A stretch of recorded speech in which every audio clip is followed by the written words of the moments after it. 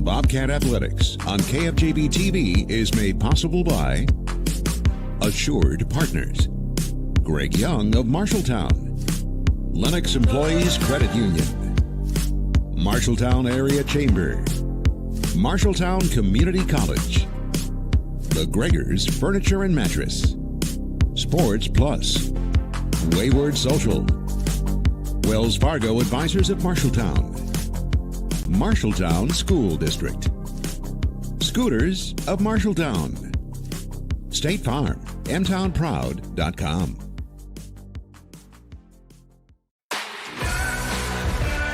Touchdown, Bobcats, Davis Ragland, pick six. Feldman, that one will get in. That's a good point right there. A shot coming here, that's a goal! Lifted to left center field, gets off the warning track into the wall. Transition three, boom! Knocks that one down, and it's a goal. What a beautiful play! Dutton, look what I found over to first. It's a 3-on-1 all the way. Yes! There he goes.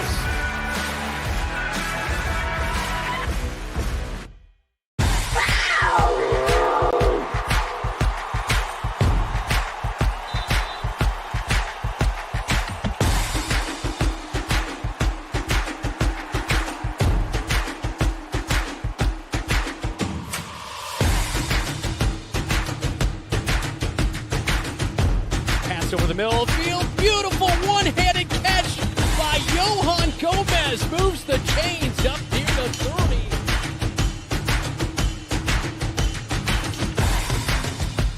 Trayshawn Brooks makes the catch at the 25. Breaks two tackles.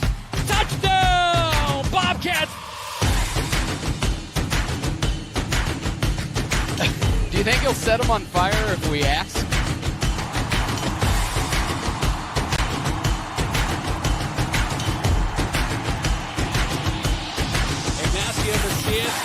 Hi, Mom.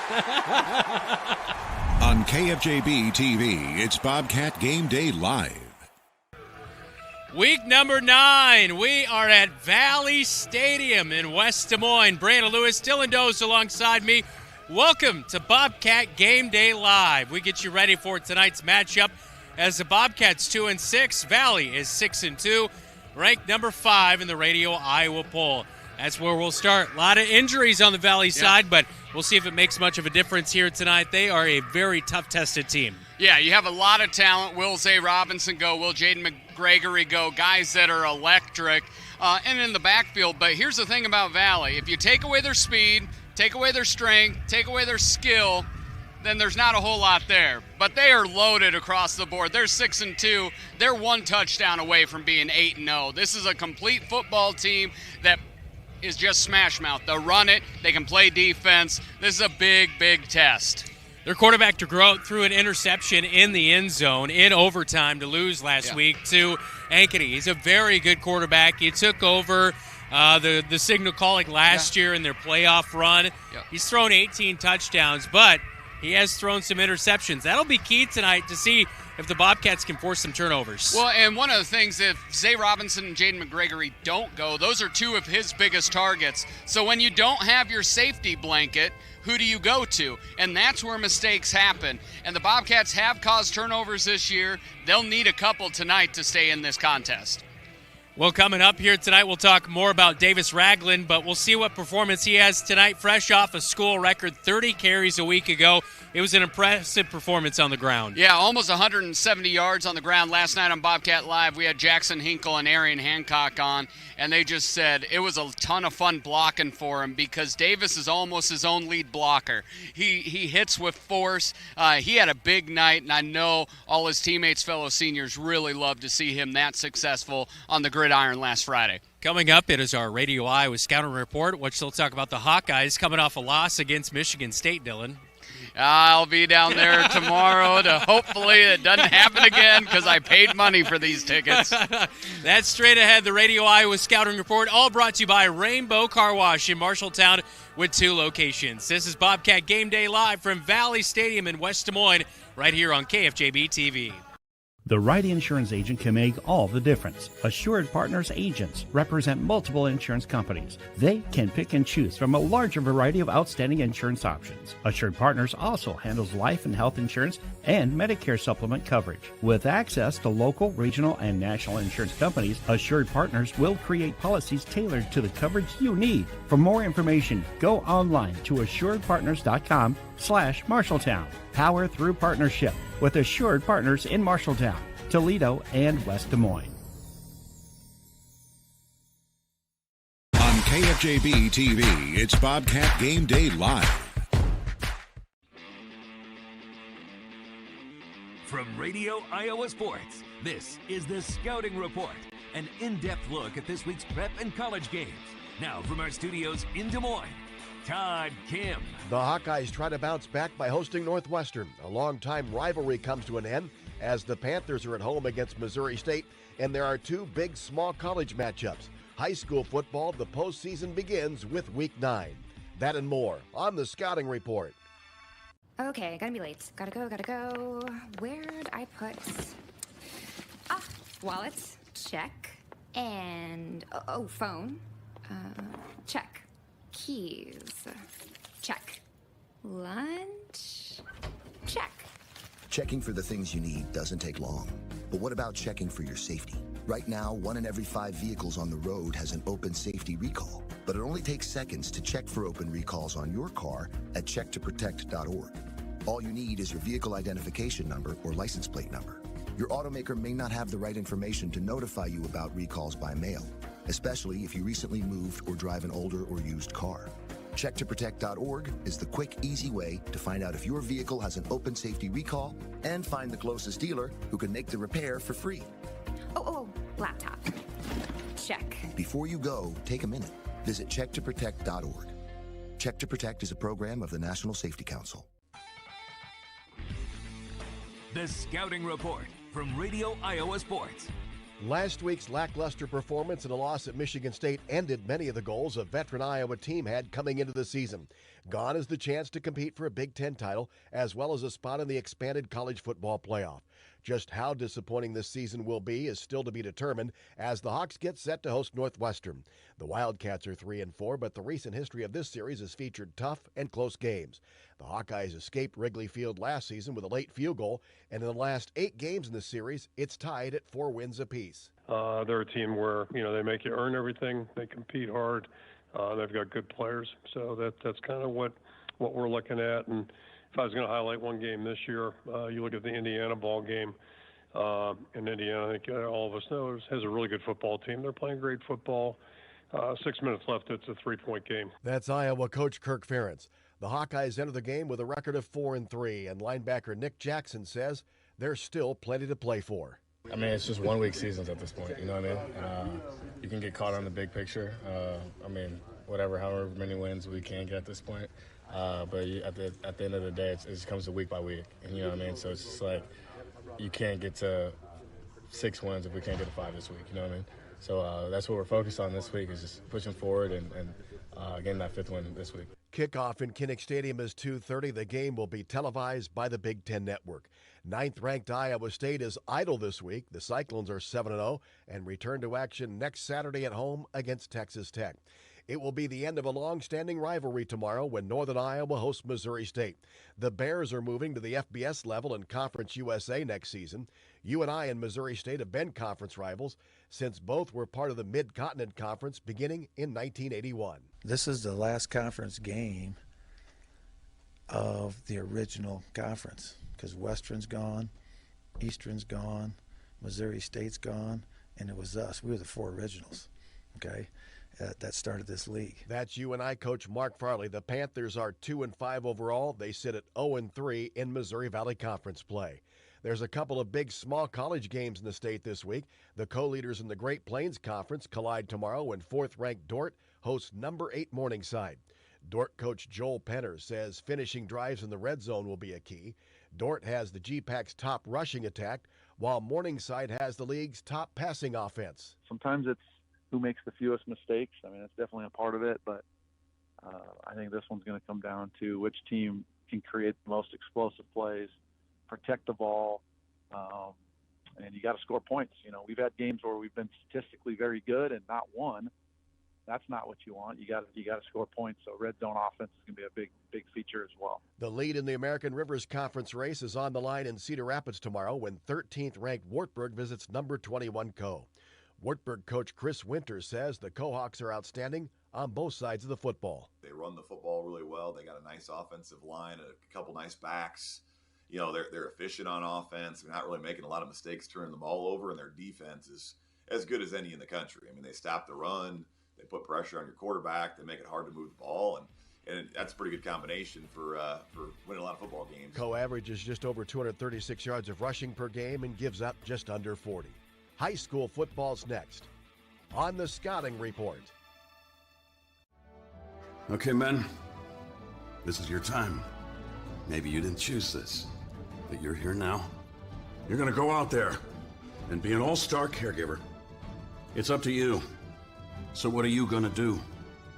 You're gonna go grocery shopping, cook, clean, be there emotionally and physically. You gotta dig deeper.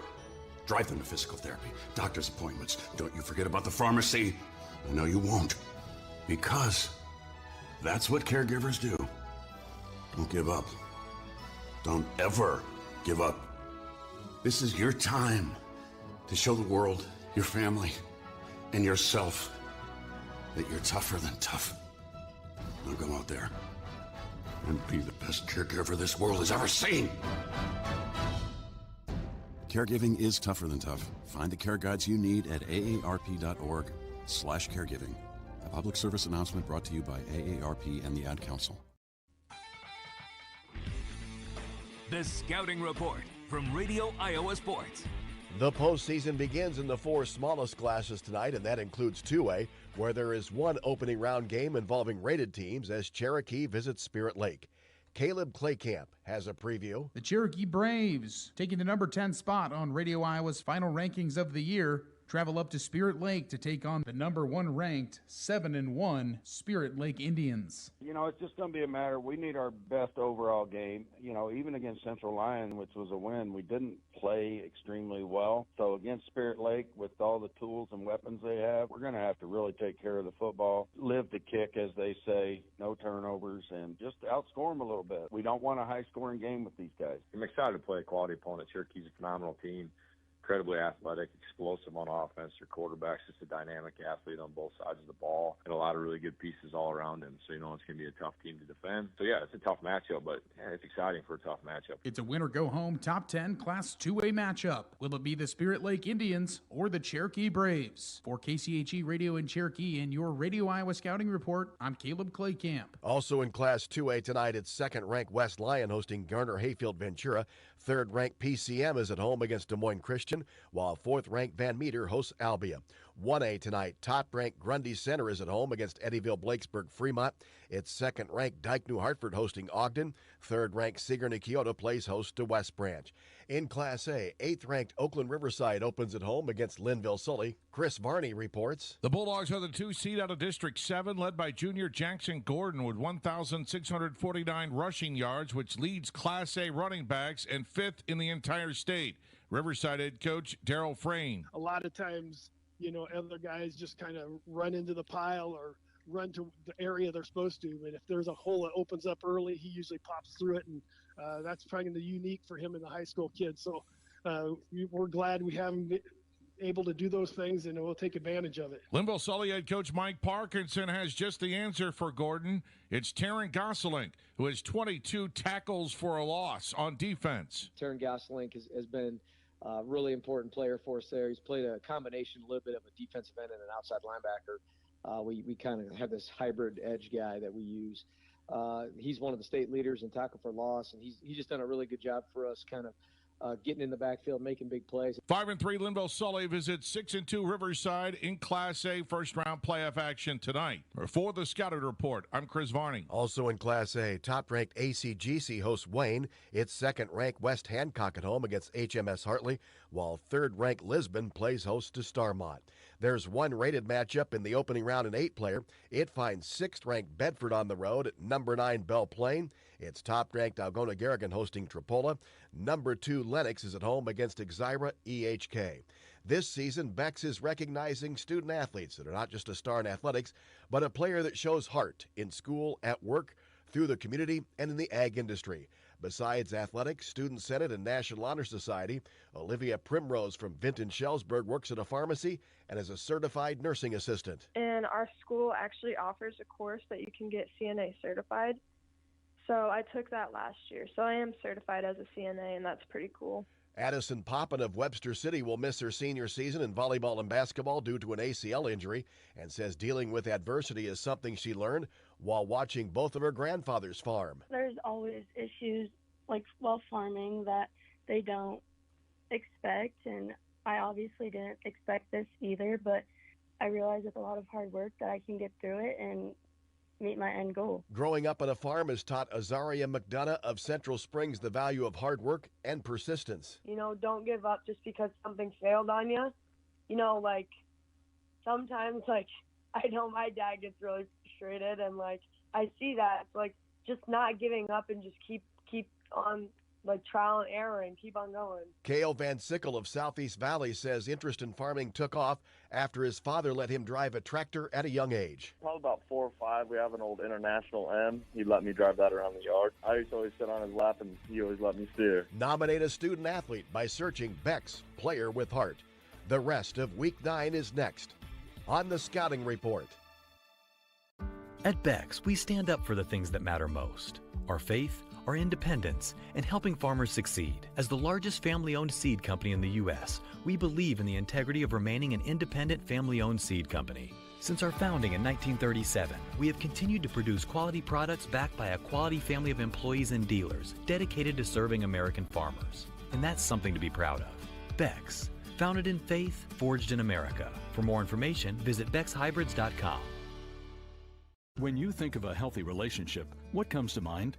Is it arguments, secrets, neglecting responsibilities, violence, or stress?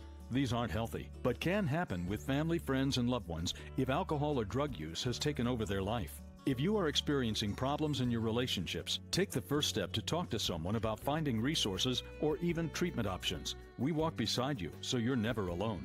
Call, text, or chat online 24/7 for free at yourlifeiowa.org. A message from Iowa HHS. The Scouting Report from Radio Iowa Sports. It's the final week of the regular season in the 3 largest classes, and a top 5 clash in 4A will determine the champion in District 5. It's top-ranked North Polk visiting number 5 Adel ADM.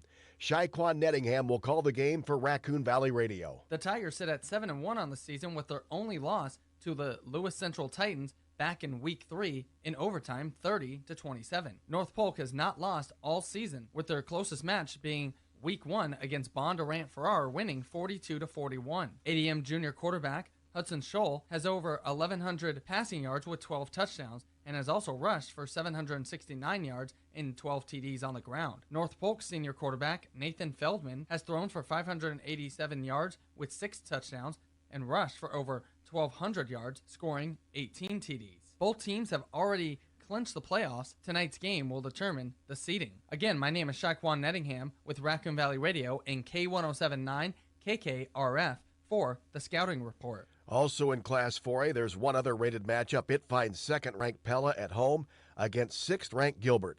It's number 3 Decorah visiting Waterloo East. 4th-ranked Lewis Central is on the road at Dallas Center Grimes. In Class 5A, 2nd-ranked Bettendorf will complete an unbeaten regular season with a victory at number 10 Iowa City High. Bettendorf coach Aaron Wiley says the Bulldogs have not even discussed their record. You know, the 2 guys I coached for at Bettendorf before I got here are both in the Hall of Fame. You know, Merv Hobnick and Randy Scott, and they both said the important games are in November. You know, and we've tried to take that mentality too. So, you know, here in a week everybody's going to be 0-0, and what you did in the regular season, I guess it affects you now with your seeding and all that. But really, honestly, it doesn't matter anymore after this week. You're back to 0-0 again, and there you go. Wiley says the Bulldog offense has been better than expected this season, and they may need to score points against the Little Hawks. I mean, you talk about high-powered offenses, man. I mean, they put up points and yards on everybody, and really like their quarterback. And we played him twice last year. We played him in the regular season, and then we played him in the playoffs again. And same quarterback, a lot of the same guys, and they're really hard to slow down. So they've been able to put up a bunch of points and yards on about everybody they play, so it'll be a real challenge for our defense. One other rated matchup in 5A finds third-ranked Linn-Mar on the road at 8th-ranked Pleasant Valley. It's top-ranked Dowling Catholic visiting Sioux City North. Number 4 Johnston hosts Sioux City East, while 5th-ranked West Des Moines Valley is at home against Marshalltown. And in Class 3A tonight, it's top-ranked Williamsburg on the road at number 8 Benton. Second-ranked Dubuque-Wahlert visits Maquoketa. It's third-ranked Humboldt hosting Webster City, while fourth-ranked Sergeant Bluff-Luton is at home against Sioux Center. That's all for the Scouting Report. For Radio Iowa Sports, I'm Todd Kim. Rainbow Car Wash has been in town over 40 years. New owners Brett and Kim Canaday have been with Rainbow for more than 35 years, focusing on quality, cleanliness, and great customer service. Open 24 hours year-round with 2 convenient locations. Each location has 2 oversized truck bays to accommodate large vehicles. All bays except quarters. And for your convenience, newly installed credit, debit, Apple Pay, and Samsung Pay featuring swipe or tap to pay, powerful vacuums, and a great selection of vending supplies. Follow us on Facebook at Rainbow Car Wash, LLC. Bobcat Athletics on KFJB-TV is sponsored by Sports Plus, sportsplusTherapy.com. Wayward Social, the place for bowling, games, food, and more.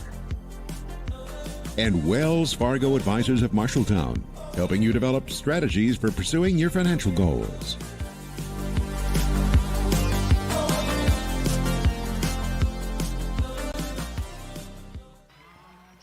Back at Valley Tigers Stadium as the Bobcats getting warmed up, getting ready to take on the 5th-ranked Tigers tonight. Now time to take a look around the conference, which is all brought to you by Real Deals in downtown Marshalltown. A couple of really big games around the state, including for Ottumwa. They take on Waterloo West tonight. Yeah, we were doing some math in the trip down here. That might be a winners in and a losers out. They're ranked 13th and 14th in the RPI. Top 16 makes it to state. Waterloo West at 5-3, lost their last 3 in a row. Ottumwa's at 7-1. I think you feel good if you're Ottumwa. If you win and you're in. Maybe if you lose, I think Waterloo West has to win to get in tonight. Couple of other big games going on around the state.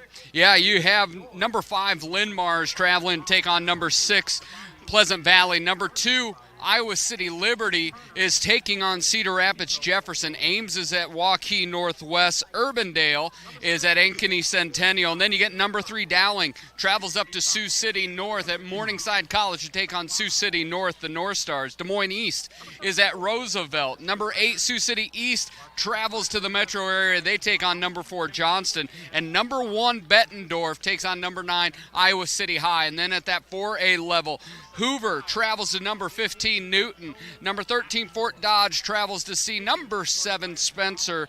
Number 2 Decorah travels down to Waterloo East, and then Mason City, and number 8 Western Dubuque. Yeah, and you mentioned Urbandale and also brought up there's an article that they're looking to leave the CIML. Could they be a future Iowa Alliance Conference foe? We don't know. Yeah, Des Moines Register today, they have not won, I believe, like a set in volleyball in 5 years. They look a lot of the things. If you remember the New York Times article a handful of years ago about the Des Moines public schools going 0-128 against metro schools, similar kind of feel. So there's more and more shakeup as the metro gets bigger and bigger.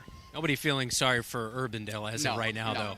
No, they had plenty of glory years. Yes, we refuse to feel sorry for anything in the metro area. Yeah, that is for sure. That is our look around the conference, all brought to you by Real Deals. Tell them go Bobcats for a special discount located in downtown Marshalltown. Dylan will have a preview of East Marshall and West Marshall here tonight, coming up on Bobcat Game Day Live on KFJB-TV. Hey, Bobcat fans. Are you looking for the latest in home decor and women's fashion? Real Deals is a locally owned boutique right here in downtown Marshalltown. We're your one-stop shop for home decor, the latest in women and teens fashion, plus a great place to get gifts for all the loved ones. Stop by our boutique and say, "Go Bobcats!" for a special discount. Real Deals is open Wednesday through Saturday. Grab a friend, bring your family members, and see what our locally owned boutique is all about. Can't wait to see you at Real Deals in downtown Marshalltown. On KFJB-TV, it's Bobcat Game Day Live. And welcome back in for the West Marshall preview, brought to you by Bailey's Pizza and Broasted Chicken in State Center. Open Friday through Sunday, 4:30 to 8:30. Well, it's the familiar trek to the Unidome as West Marshall 6-2 looks at their first mile marker on a potential trip up to Cedar Falls. They will take on the 3-5 West Liberty Comets.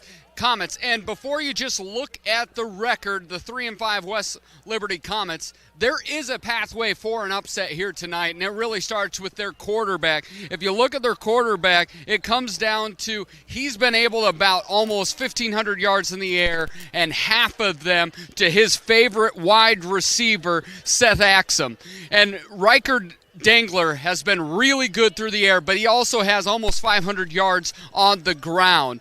For West Marshall, last week they didn't show up offensively until the fourth quarter. They clawed their way to a 14-0 win, but that was after Michael Lechner came in for Vince Clausen. West Marshall's going to have to be able to score early and keep that West Liberty Comets air attack at bay.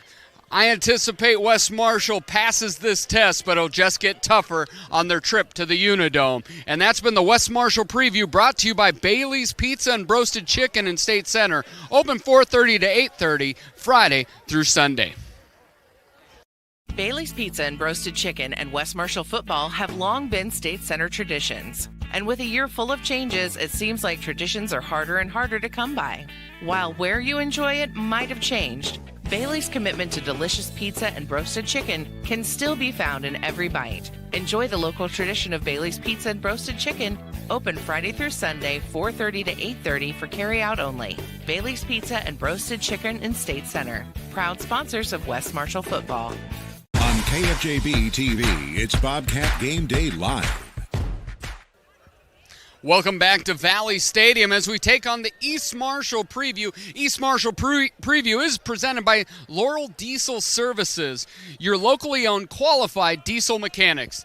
East Marshall season started out stupendously, 3-0. They've sputtered over their last 5 contests, going 0-5, but because of 1A rules, if you do not make state playoffs, you are allowed to schedule another game. And their quest for number 4, which would be their combined wins of the last 3 years in total and would be their most wins since 2017, will go through 0-8 Vinton-Shellsburg. East Marshall, a lot of great seniors that have led the way, and I think they're going to have to show up, but also sophomore Eli Burns, almost 500 yards through the air. He's been a dynamic playmaker on the outside. I believe East Marshall has to go to him early, and I believe that East Marshall Mustangs do get that 4th win, capping off a really good year and their most wins in 7 years. And that has been your East Marshall preview, brought to you by Laurel Diesel Services, your locally owned qualified diesel mechanics. And when we come back, we'll continue on the countdown to kickoff. When Mike Overton moved to Laurel, Iowa, he had a vision to have a diesel repair shop that would support his growing family and passion for working on diesel engines. Being part of the East Marshall community means ensuring that farmers, truck drivers, and businesses run smoothly. With a large building and state-of-the-art equipment, Laurel Diesel Services is always up for a challenge. When your farm trucks, semis, or other diesel equipment requires maintenance or the occasional repair, take it to Laurel Diesel Services. At Greg Young Automotive, we go the extra mile for our customers across Iowa. Why do customers choose us and keep coming back? Because our commitment to exceptional service and satisfaction never wavers. With our extensive network of dealerships throughout Iowa, we leverage unbeatable pricing and offer a better inventory selection than other dealerships. Visit any of our 6 locations across the state and experience the Greg Young difference, where we'll go the extra mile for you.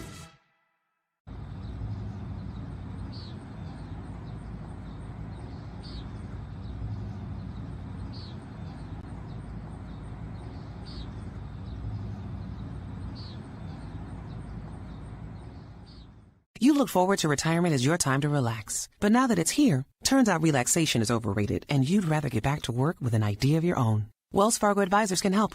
For more than 125 years, we've created wealth management and investment strategies aimed at achieving our clients' personal financial goals. When retirement plans change course, turn to Wells Fargo Advisors. Together, we'll go far. Wells Fargo Advisors is located at 14 East South Ridge Road in Marshalltown. Call them at 641-752-5401. They're a member SIPC.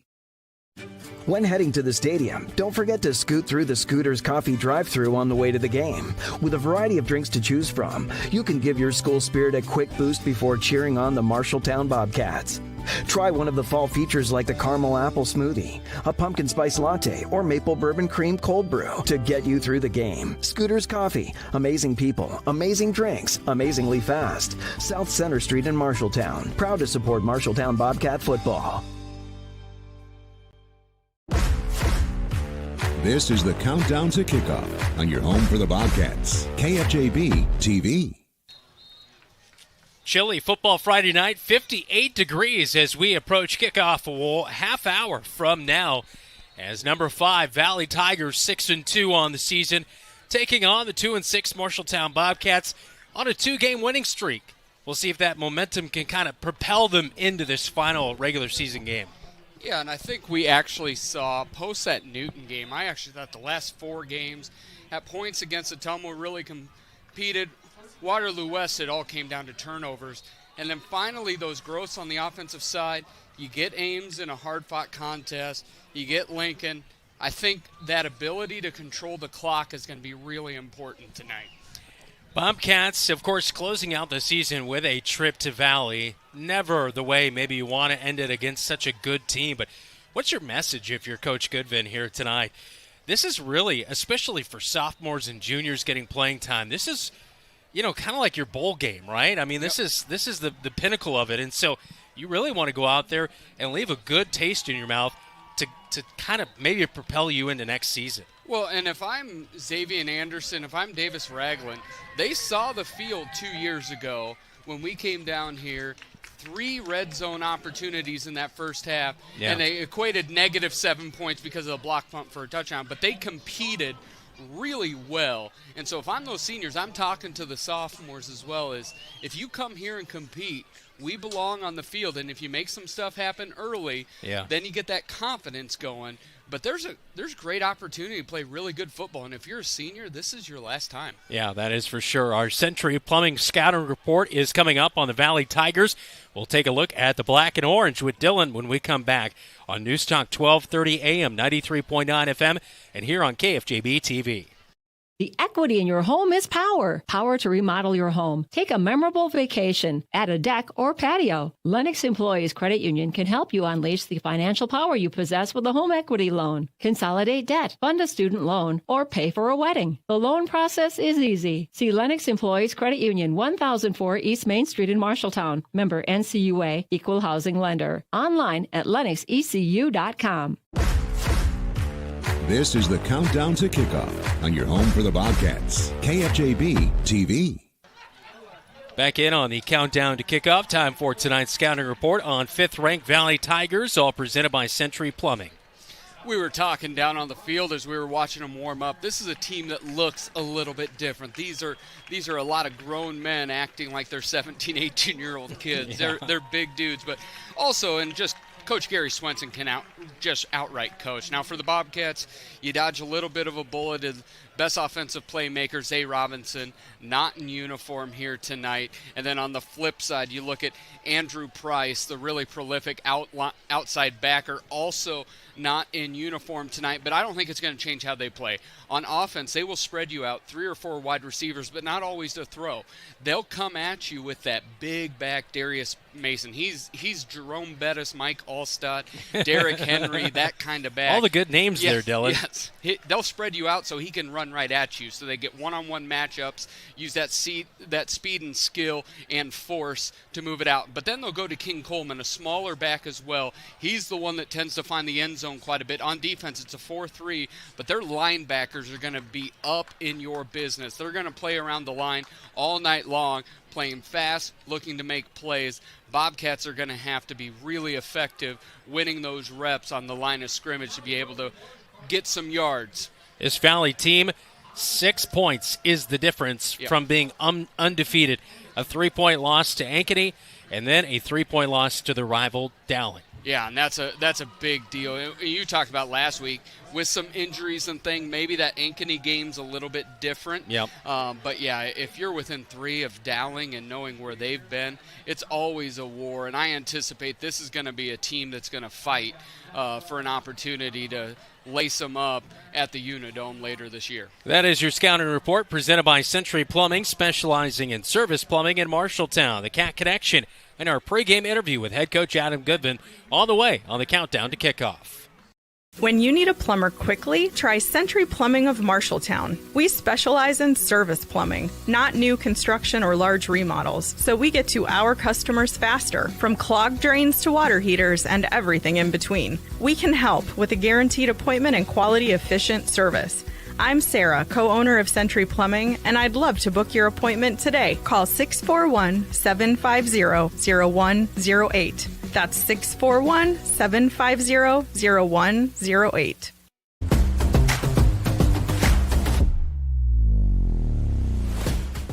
It is our Cat Connection, all brought to you by Tyler Pashong, State Farm Agency, mtownproud.com. Here with Lamar Johnson, linebacker for the Marshalltown Bobcats. Lamar, I'm pretty proud. I've only said Lamar Jackson once this year. That was one thing that I always saw your name. I'm like, okay, don't say Lamar Jackson. Have you had any of instances of people messing up your name like that? Yeah, actually, my first game I ever actually started in at Davenport North, they called me Lamar Jackson. Yeah. All right, so I'm not the first or probably last to call you that. We'll get it hammered out by basketball season, that's for sure. Last week, 28-14, a win on senior night. How special was that victory last week? It was really special, especially since this is my second to last game ever doing this, so it was really good to have that win with all of them. First home win, new field, all of that, so it felt really good to be a part of that. Yeah. How good is Javon Sanders, the running back for Lincoln? Really good. He popped you a couple times. You feeling all right? Yeah. Felt kind of sore for the following few days. But yeah. Best running back, though, that you've seen in quite a while? Yeah, really the best running back I've seen in quite a while. Yeah. Definitely a special talent over there at Lincoln. You guys are going to take on the Valley Tigers tonight. Defensively in your linebacker spot, what do you know you need to do well to come out with a victory? I just know I need to make sure I drop back, get good coverage, make sure they don't have a good pass game the entire night. I think that'll help us a lot. Yeah. You didn't play last year, right? I mean, you didn't play football. How long has it been for you? Since freshman year. Oh, wow. Last time I played, yeah. Okay, all right. So how has that been kind of catching back up and, learning things from the defensive, coordinator and Duncan Furch to be able to get out there and be in good position? Furch makes things really easy. He helps you, gets you to where you need to be, and makes sure as long as you have a good attitude, effort, and listen to what he's saying, you'll be fine. Obviously mix that in with your performance out there on the field. You had a team leading 6.5 total tackles last week against Lincoln, catching you maybe by surprise. But what do you think in the last couple of weeks has really kind of caught on for you to be able to have some of your best games here towards the end of the season? Really just understanding where I need to be and keeping my position and making sure I'm doing my job the way I'm supposed to. All right, so senior season, what other activities, sports, things in school are you involved in? Right now I have MVP going on, which is more of a leadership program, so that's really a big help overall with everything. And then I have basketball coming up pretty soon. Yeah. Not too short after football season, then track's right after that. Yeah, well, we're looking forward to seeing you out there on the basketball floor. We didn't get to see a whole lot last year. I know you were battling through kind of a hip injury. How much are you looking forward to this upcoming basketball season, knowing that, you'll be pretty healthy heading in? I'm feeling really excited. This is finally get a chance to actually go out there and contribute as much as I possibly can. Yeah, Awesome. Hey, Lamar, good luck tonight. Thank you. All right, that is Lamar Johnson with our Cat Connection. All brought to you by Tyler Pashong, State Farm Agency, mtownproud.com.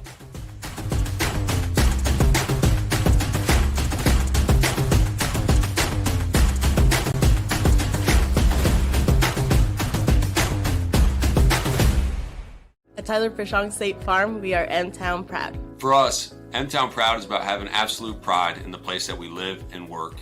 The people in this community represent everything that I believe in and everything I want to instill in my children. Hardworking. Diverse. Genuine. Kind. And passionate. A blue-collar town that has shown countless times we can depend on each other. We'd love to talk to you about what makes you M-Town proud.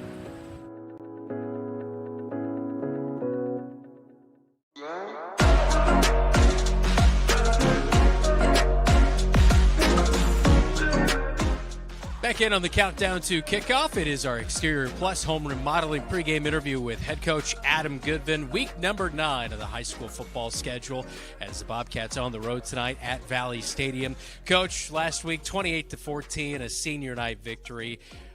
It seemed like your seniors really soaked that in more than any other team I've really seen in the past. It was such a special victory for them. What was your kind of thoughts looking back on it? I think, it's tough to win games in our league and in our schedule. And, we put in so much time, so many hours. And, the week prior was a pretty special moment, too, on the road. But, being able to experience a special moment like that at home was really cool for our kids. And, proud of them. And they were really, really happy and enjoyed the moment. So it was a fun experience.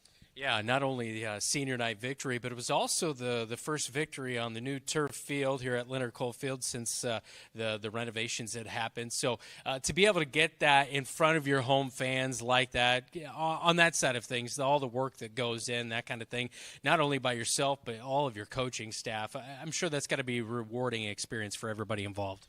Yeah, it definitely was. We went in with a lot of confidence, expecting to win that football game, and we made it a lot closer than we really had hoped it, or how it ended up. And, I think, looking back, it was a fun night for our kids. And, at the end of the game, the student section running out and celebrating with them was a pretty cool moment as well. And, again, overall, really fun night. And, hopefully we can get more of those in the future. Davis Ragland with 30 carries. That is a new school record. Was that something you guys kind of had in the works a little bit heading in, or did it just happen? Well, we had actually talked about it a couple days prior to the game last week, and I'm like, well, that's definitely doable. That number wasn't super high, and with how we operate as an offense, that was a possibility. And the way he was running the football, and not having to sub him out or anything, it worked out in his favor. He ran the ball with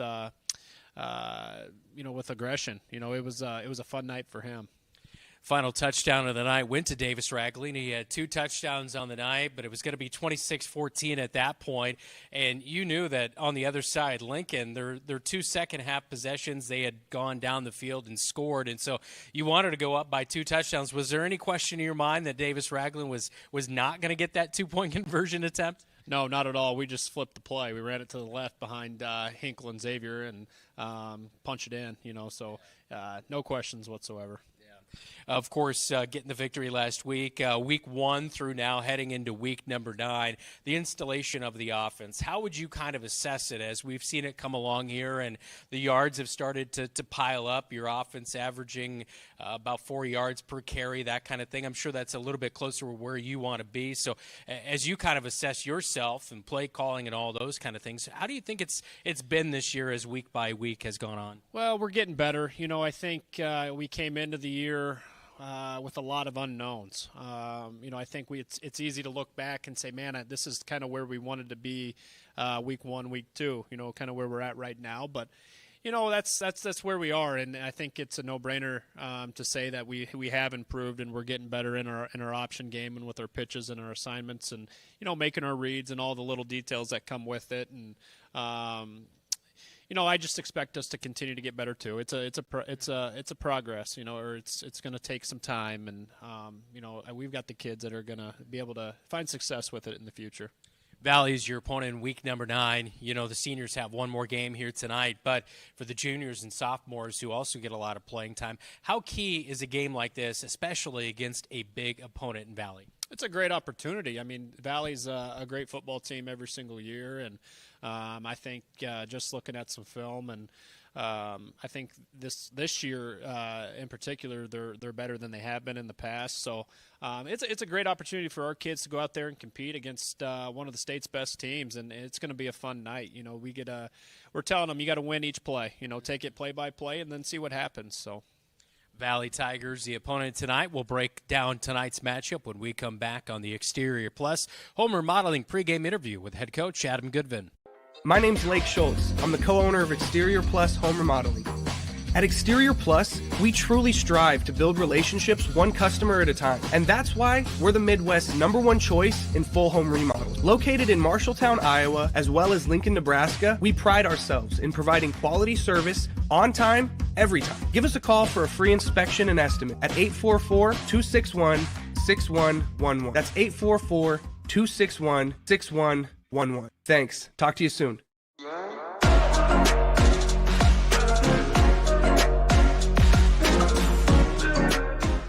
Back in on the Exterior Plus home remodeling pregame interview with head coach Adam Goodvin, the Valley Tigers, 5th ranked in the Radio Iowa poll, the opponent for the Bobcats here tonight. Heading into this one, Valley 6-2, but last week they were without Jade McGregory. Zay Robinson had limited action. Darius Mason was roughed up a couple times in that one. They look like they are questionable here tonight, all three of those.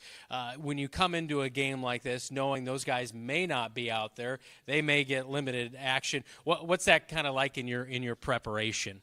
It doesn't change our prep. You know, I think it's no secret that those kids are talented football players, and you know, I'm sure that their coaching staff has a decision to make whether they want to play them or how much they want to limit them going into the playoffs. So, but for us, it doesn't change a thing. You know, we're going to go in there and compete our tails off and try to do it over and over and over again, and then see what happens. You know, regardless of who's on the other side. You mentioned the coaching staff. Gary Swinson, the head coach at Valley, has done a really phenomenal job there, especially last year. Their team was questionable to make the playoffs. They get a win week number 9 here at Marshalltown and then sneak into the playoffs and then find themselves in the semifinal game. And just to see that team, you know, they struggled. I think they were 0-4 to start the season.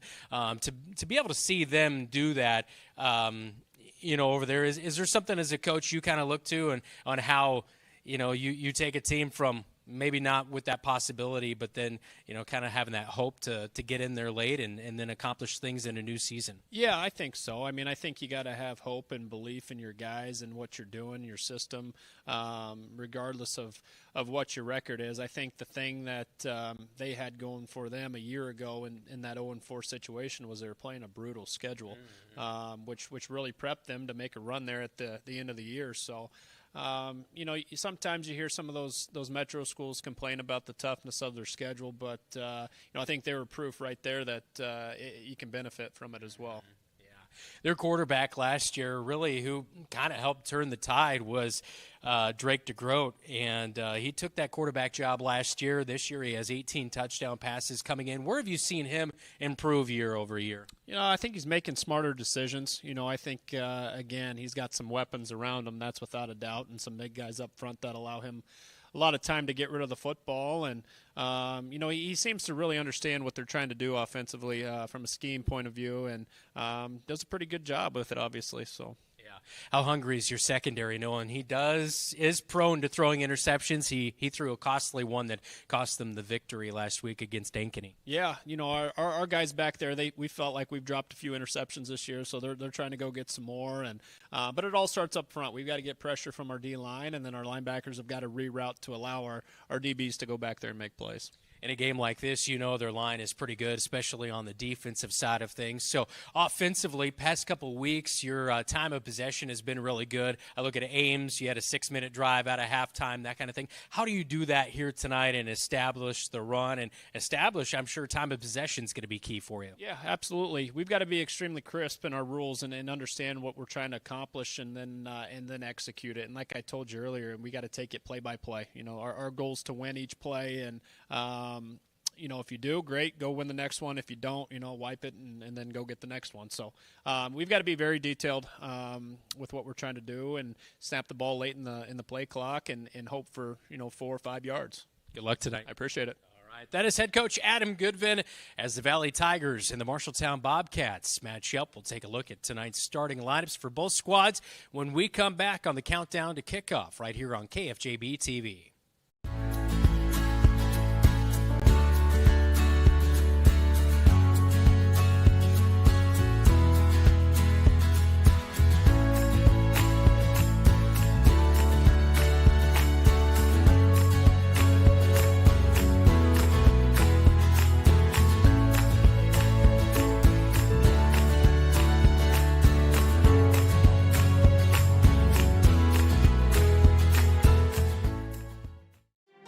Bobcat Athletics on KFJB-TV is sponsored by Marshalltown Area Chamber. Meet in Marshalltown.com. Marshalltown Community College, a step in the right direction. And McGregor's Furniture and Mattress, quality furniture for every room in your home.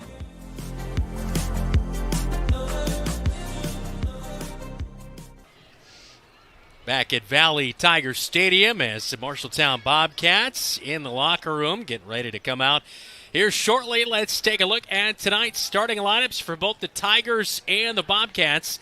All presented by Sandvik Enterprises in Marshalltown. Let them deliver for you while we deliver you the starting lineup.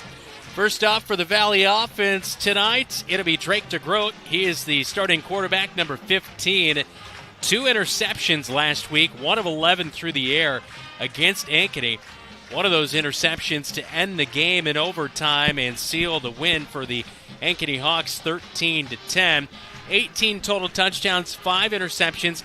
Is prone to turning the ball over, but boy, he does do a nice job, especially in his junior year this year, in managing that offense. And really what you're looking for from him is you have so many weapons. Don't force it.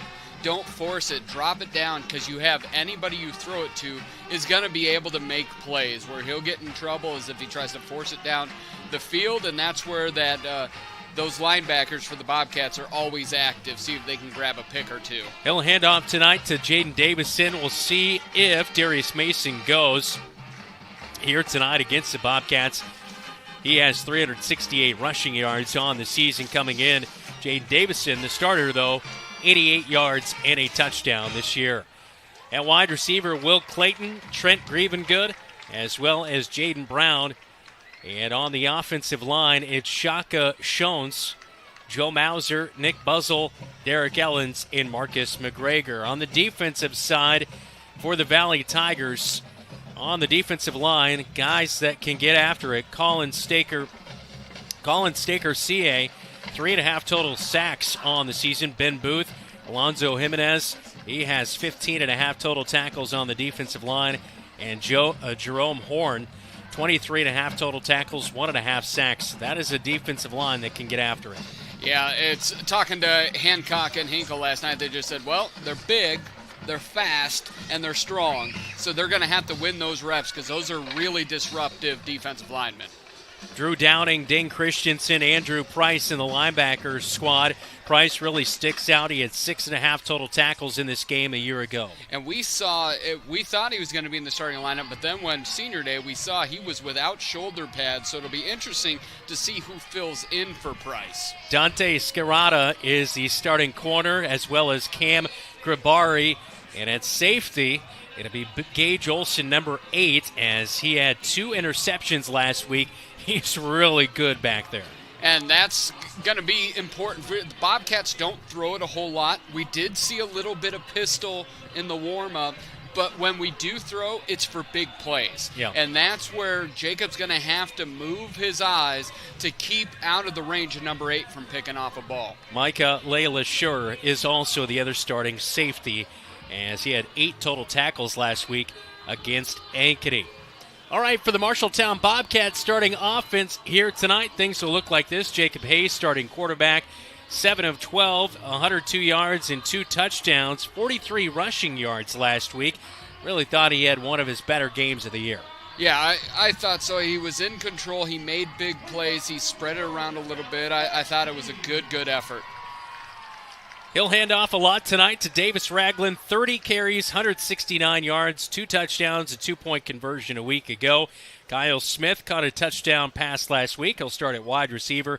Aiden Smitherman, he had a nice week last week, 33 rushing yards, 2 receptions, 32 yards. Ethan Gorsuch, he also had a nice game. He'll start at slot, 2 receptions, 28 yards, and a touchdown. Seems like the slots have really started to figure things out as the season has progressed. Yeah, we got to talk to him a couple weeks ago on Bobcat Live. Aiden Smitherman started off rough. He even, by his own estimation, Ethan was his echo, was like, we were lost in the first couple weeks with all the things from that position, but they seem to have got their feet under it. Pitch game is strong, like Coach said. You're able to do a lot more when those slots are really locked in. Lincoln Barker at tight end tonight. At left tackle, Xavier Verdinez. Jackson Hinkle at left guard. Owen Eaton is at center. Jonathan Schaefer is at right guard. Arian Hancock at right tackle. On the defensive side tonight for the Marshalltown Bobcats, on the line, Lincoln Barker, a really nice week last week, 3.5 total tackles and a sack. On the other edge, it's Johan Gomez, 4 total tackles and a sack. If they can get after the quarterback here tonight, there'll be good things. Yeah, and where they were able to 2 weeks ago against Ames, Barker and Gomez did such a good job of corralling and containing Canton White, getting to the quarterback, but when they couldn't, they gave lanes for those linebackers. Jackson Hinkle is the nose tackle here tonight. They'll rotate that spot. Jamison Niehaus at the bandit role. Seemed like a broken record, but each and every week we are so impressed with him. 33.5 total tackles, second best on the team, a half sack, a fumble recovery, 2 interceptions this year, and he had 1 last week to seal the win. He's my defensive MVP right now. I think he's been the most valuable defensive player for the Bobcats. It could have been a real bad situation with no Xavier Anderson, and who do you go to lead that linebacking crew? It's Davis Ragland and Jamison Niehaus have both been great. Ragland leads the team in tackles with 50, including 1.5 sacks and an interception. J.J. Schoenfelder at middle linebacker. Zach Wilder had a really nice couple of weeks in a row here. He's at the weak side linebacker. Juan Pablo Perez at corner. Opposite of him, Anga Pramada, Kyle Smith, Sam Griesel, the safeties here tonight. That is our starting lineups. Again, all brought to you by Sandvik Enterprises in Marshalltown. We'll take a timeout. When we come back, we will get our keys to the game. This is the Countdown to Kickoff. You're watching KFJB-TV. Sportsmanship starts with us. As a student athlete, I need to model good behavior and represent my school appropriately. That means respecting my teammates, coaches, opponents, the officials, and fans. If I do that, so will others, and being a good sport becomes a way of life. To all of Iowa's student athletes getting ready to compete, remember, sportsmanship starts with us.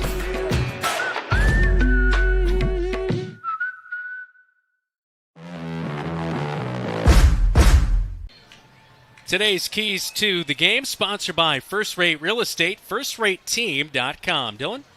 Yeah, you're looking at the keys to the game for the Bobcats, Rolex over Casio. Both tell time, but only one's made out of gold, and the Rolex is where it's at. Last week, Bobcats had 35 minutes in time of possession, totally had the ball, just deflated the football. They did that against Ames the week before. I think for the Bobcats to be successful, it needs to be timed, long distance, and also long time off the clock on each of those drives, but it can't result in a punt. It needs to result in points. On the flip side, you look at Valley, it's all about the first quarter. When you are the more talented team, when you are at home, when it's senior night, when you have state title aspirations, don't let teams hang around. In the first quarter last year, they scored 28 points against the Bobcats. It was 42-0 at halftime. Bobcats scored 3 touchdowns in the second half, but it was never in doubt because of what they did in that first quarter. If I'm the Tigers, you want to come out fast, and you want to kill any hope that might be there. Bobcats taking the field as well as the Tigers. Week number 9 kicks off next, right here on KFJB-TV. Life can take unexpected turns. Maybe you started college, but life got in the way. At Marshalltown Community College, we understand. It's never too late to chase your dreams. Come back to where your journey began. Rediscover your passion for learning and let us help you achieve your goals. Schedule a visit today at MarshalltownCommunityCollege.com. Marshalltown Community College, a step in the right direction.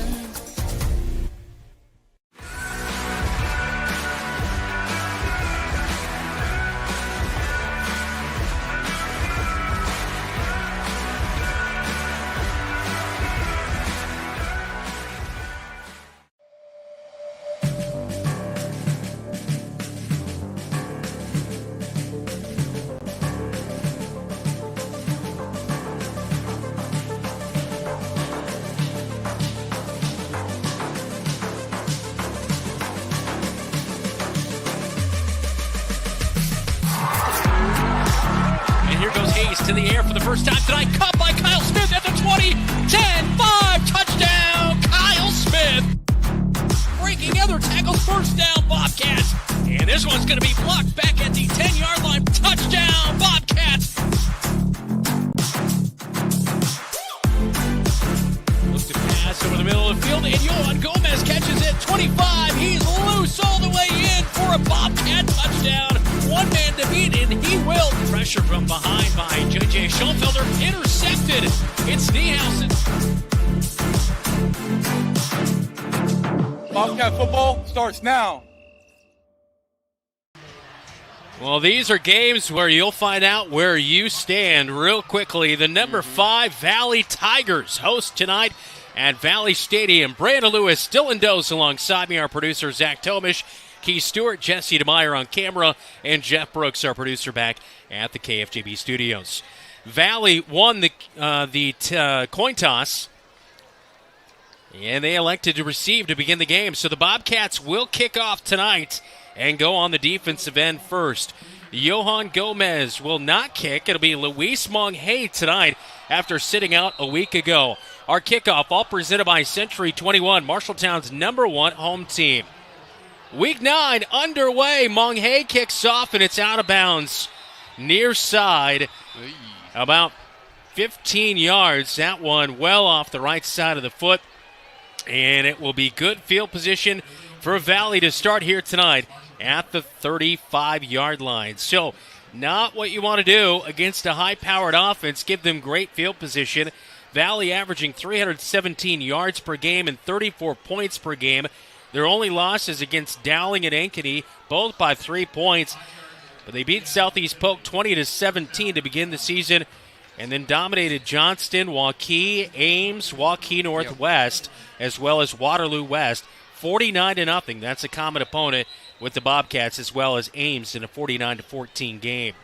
And you look at this, that they're going to go 3 wide on you, but I anticipate you're going to see a lot more running because they pass off the run, not vice versa. Drake DeGroat brings a man in motion, and Jaden Brown hands it off to him. He'll cut it up at the hashes to the 40, and it's a 5-yard pickup on first down, and it will be second down, and ball should have been at the 35, but they marked it at the 36. I'm not exactly sure why, but it's based on where they thought it went out. The high school's got some funkier rules, little wrinkles. Yeah. But Davis Ragland with a really nice tackle off that jet sweep.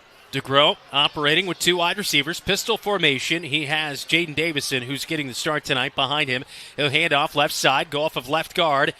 He's almost brought down to the backfield by Niehaus, but slips out of the tackle, and he's right at the first down marker, and they're going to move the chains. It's a 6-yard pickup, and that will be a first down for Valley as they move their way up towards the 47-yard line. Ball resting in the middle of the field near the Valley logo. One thing that I'm looking for from the Bobcats is the defensive backfield has to be willing to tackle here tonight. You see Aiden Smitherman out there instead of Kyle Smith right now on the defensive as that far corner.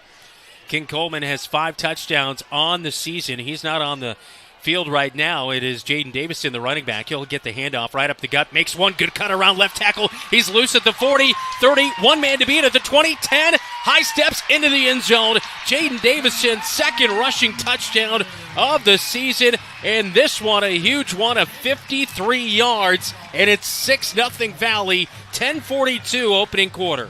And that all happened because when they went 2 wide outs to the top side, Inga Pramanik dropped in, and he went right to the line of scrimmage, and he jumped in, and nobody was left out there as everyone had flowed back. It's just a quick little jump cut and gone. That was a beautiful cut for sure. On for the PAT, Chris Hesser, 27 of 27 on the year. It's up and good, and it's 7-0 Valley leading, 10:42 opening quarter on KFJB-TV. McGregor's Furniture and Mattress is your local furniture store in Marshalltown, and they are proud to support Marshalltown Bobcat Athletics. If you want to kick off football season in a new recliner, pass the bread at a beautiful new dining set, or lay up on a luxurious sectional sofa, McGregor's is the right play. Score the mattress of your dreams with an assist from their friendly and knowledgeable staff. You'll be the household MVP when you bring home the winning selections at McGregor's Furniture and Mattress, downtown Marshalltown, open 7 days a week.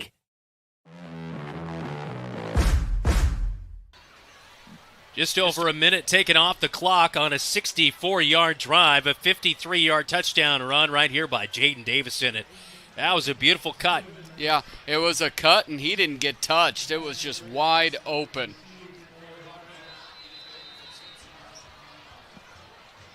Seppi Fradiani on for the kickoff. Kickoff all presented by Century 21, the Poly Real Estate team. Bobcats will watch this one sail out on the near side. So 2 kickoffs tonight, and both have gone out of bounds. So this one should be marked at the 35, Dylan? Since it went out at the 5? I don't want to guess. Come on, Dylan. I'm not going to guess. Come on, put yourself out there. It's week 9. I want our drive to mirror Valley's drive. If the kickoffs mirror each other, might as well the drives might as well. I thought you meant mirror our drive down here because it was great. I had great company. Ours was great. Uh-huh. The other half of KFJB-TV team went the wrong way, so I don't want it to mirror their drive down here. We saved them, though. We did. Yeah. 1st and 10 at the 35-yard line, so great starting field position for Jacob Hayes, who will pack it in tight. 2 wide receivers, hand off to Ragland. He's the B-back, and he'll go off of left guard, and he's going to be met at the 38 and work his way for a couple of extra yards to the 40. It's a 5-yard pickup on 1st down, and if you can do that for the rest of the night, you might find yourself hanging around in this one. Yeah, it was a nice job by Verdinez and by Hinkle over there.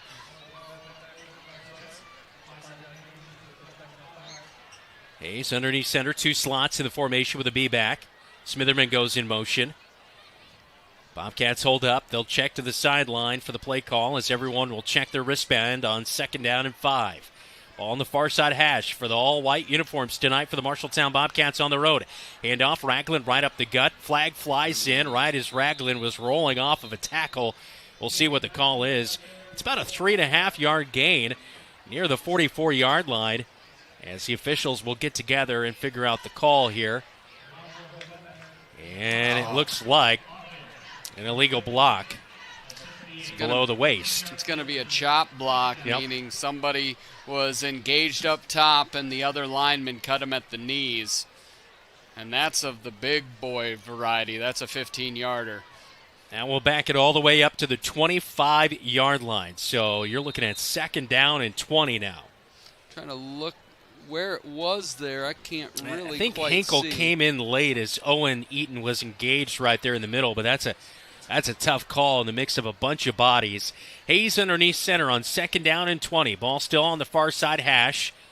They'll hand off. Ragland has a nice seam, keeps the legs churning, runs over a Valley Tiger up to the 35-yard line. It's a 10-yard pickup, and Davis Ragland doing a nice job. Micah LeLacheur is the safety. He came up to try to make the play, and Ragland said hello. And this is really with this team. They want to play really fast. We talked about it in the scouting report. Those linebackers want to just roam around. They're going to play up near the line of scrimmage. And that's all well and good until you get past that line. Then there should be some room to run for Ragland and dragging defenders for 10 yards. 3 minutes gone in this game. Bobcats down 7-0 to 5th-ranked Valley. Ragland will get the handoff again. Runs over a Tiger as he'll pick up just 2 yards as he's undercut. Looked like Ben Booth got in there to help make the tackle. It'll bring up 4th down and 7, 6, right in that range. And so this is going to bring out the special teams unit as Johan Gomez will be out to punt. And that was that 3rd and 10. You're not anticipating in the first down. You don't want to turn it over. And so you want to play the field position battle. And Johan's been a really good punter all year long. Trent Graven good and Micah Layla-Shure back to return. As averaging just over 38 yards per punt. Johan Gomez with a good one down to the 25-yard line. Couple of tackles missed. Unga Pramana finally in there to make the tackle at the 40. It's going to be about a 15-yard return and a good one for Micah Layla-Shure as he went just right up the middle and was able to sidestep a couple of Bobcats. So good starting field position after the Bobcats shoot themselves in the foot on a penalty. Felt like they really had something going as they were second down and 20. They ended up making it manageable, but without the penalty, probably still moving on an offensive drive here. Well, you look, Davis Ragland, 3 carries, 17 yards in that first drive, which is fantastic. But that one chop block penalty for 15 yards negated all that production. Shotgun formation, Mason now into the game. He stands to the left of his quarterback in DeGroat. He'll hand off to Mason. Mason right up the gut. In there to help make the stop. Lincoln Barker does a good job off of his end position.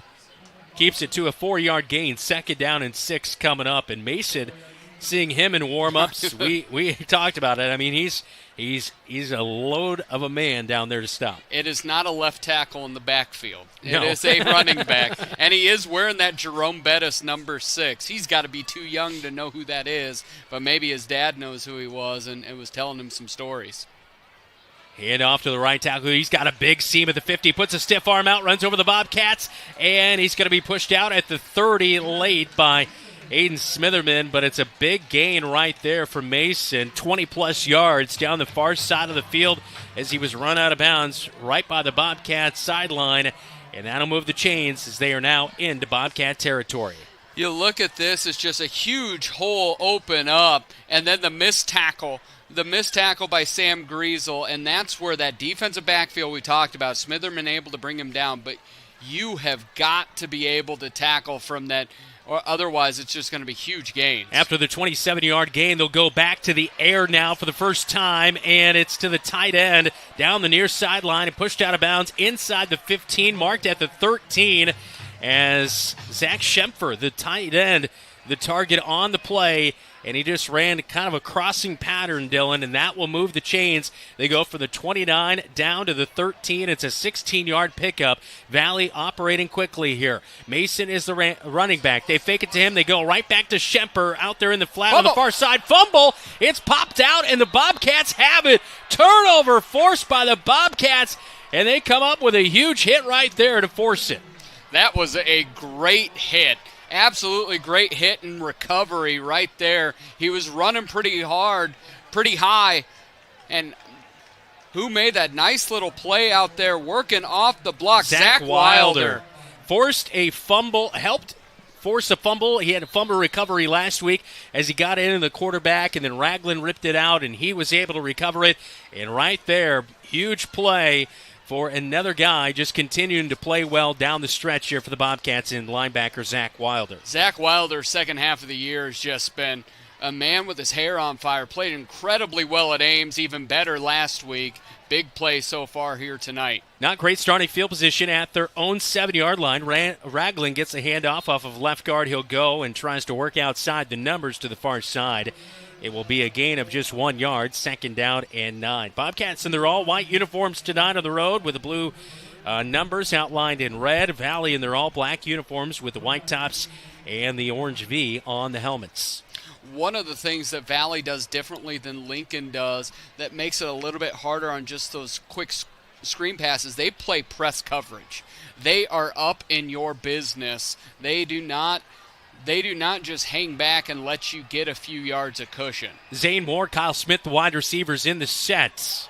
Fumble on the snap, and there's a scrum and a fight for it. Valley's pointing like they have it, and the officials say they do. Bobcats force the turnover and then fumble it right back on the bad exchange between the center and Owen Eaton and the quarterback. for the Bobcats and Jacob Hayes, and it's on the doorstep for the Valley Tigers. And it just did not get going right from the start there, as it looked like big old number 93 on the recovery and Dominique Jackman. It looked like the ball was up there, and it just, for whatever reason, Jacob couldn't get his hands on it. You just can't do that. Yeah, unfortunate set of circumstances right there, because it gives Valley the ball right at the 7-yard line.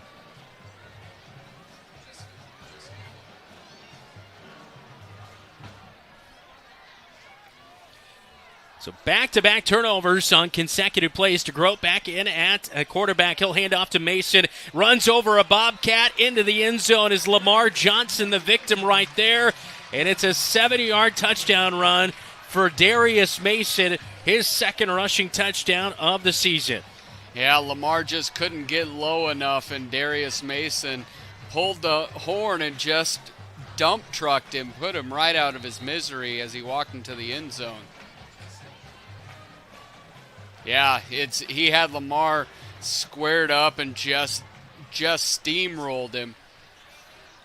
On for the PAT is Hesser. This one up again and good. Straight through the upright. 6-13 first quarter. Valley Tigers leading 14-0 here on KFJB-TV. In Iowa, we are fortunate to have a lot of opportunities to get involved in at our schools. Athletics and activities have so many positive effects. From learning how to build relationships and healthy lifestyles, and gain self-esteem and confidence. Make participation a priority. You and your school will benefit.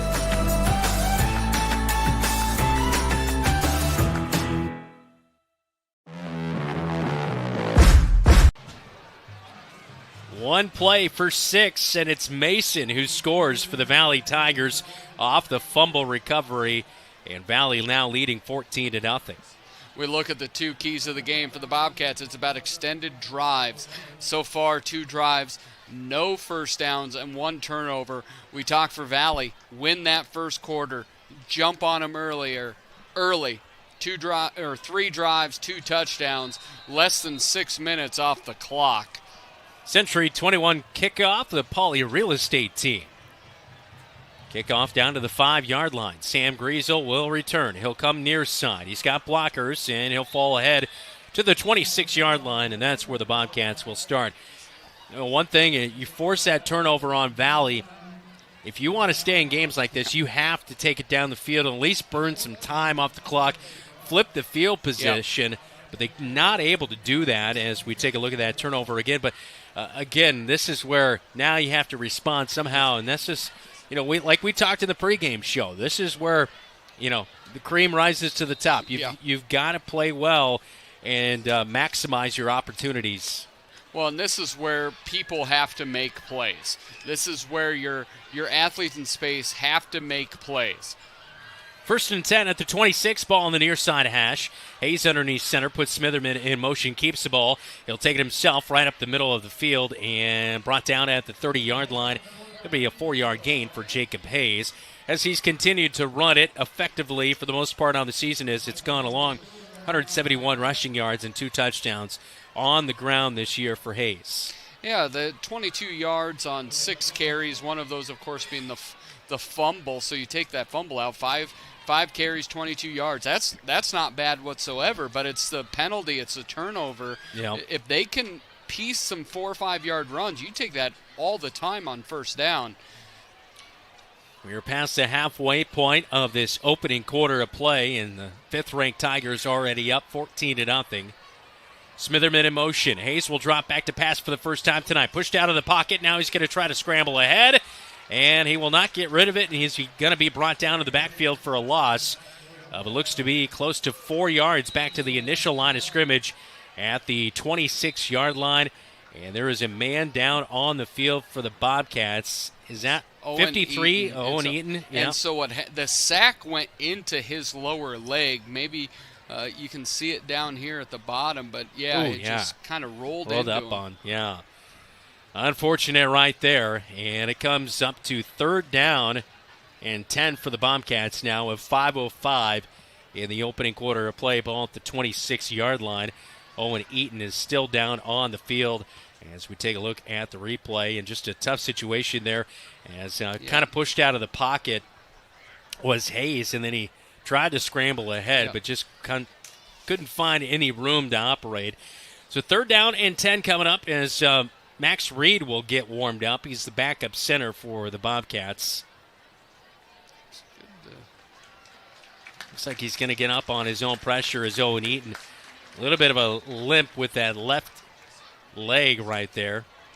Yeah, those are tough ones, and you see it all the time with offensive linemen. They're doing their job, and then they get rolled up on from behind. Not much you can do. No, yeah. And you never know when it's going to come. No. You know.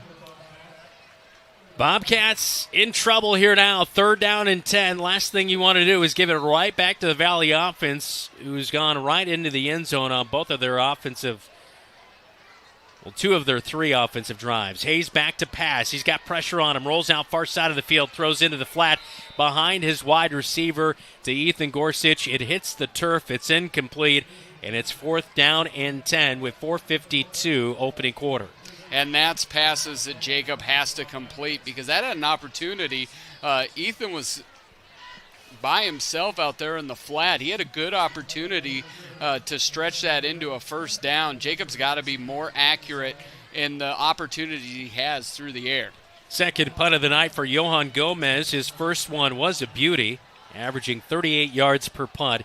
He stands at the 10. Clean snap, and he will just get it away as pressure was on him. This one's going to get up to near the 50-yard line and take a favorable Valley bounce. It's picked up. Zach Wilder comes up with the tackle as that one is going to be recovered by Colin Straker-CA.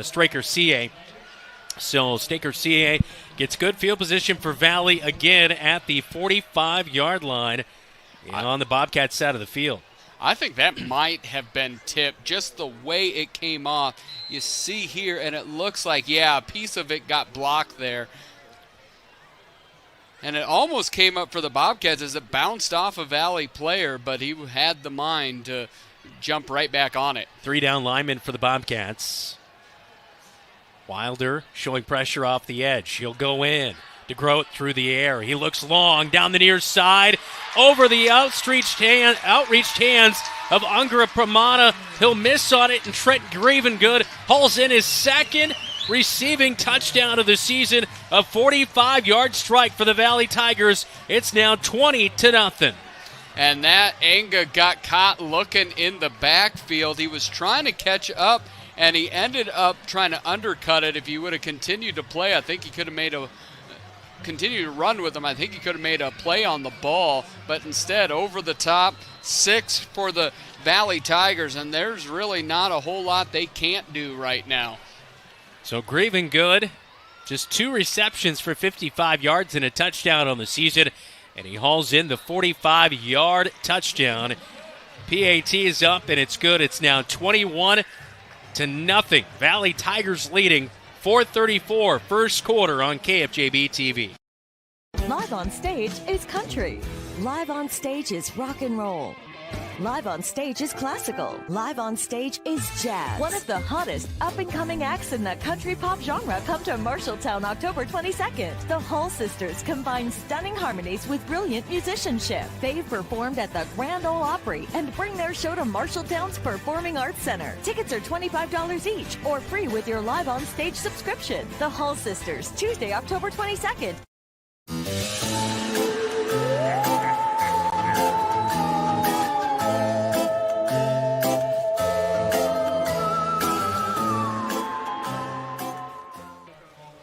Citywide trick-or-treating in Marshalltown tomorrow night. What are you going as, Dylan? We're going to the Ian and I are going to the Iowa Northwestern game, but my wife, this is our first year, we're handing out full-size candy bars at the Doe's house. We got to stop by the Doe's house tomorrow night.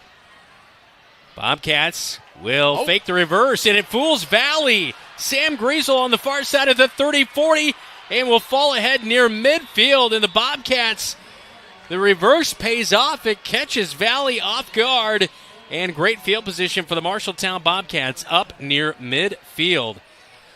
Phoebe is going as a B. tomorrow I night. love. And So, Mom and I, my wife and I, are going to be the bee catchers. So here's the funny thing.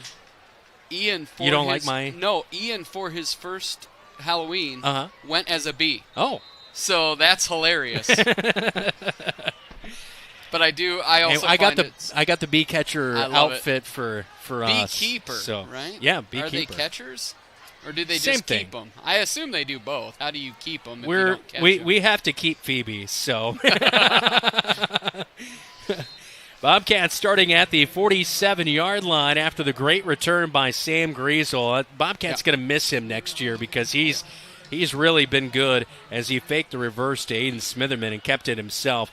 But he's been a special teams ace this year for the Cats. He really has been the best special teamer for the Bobcats.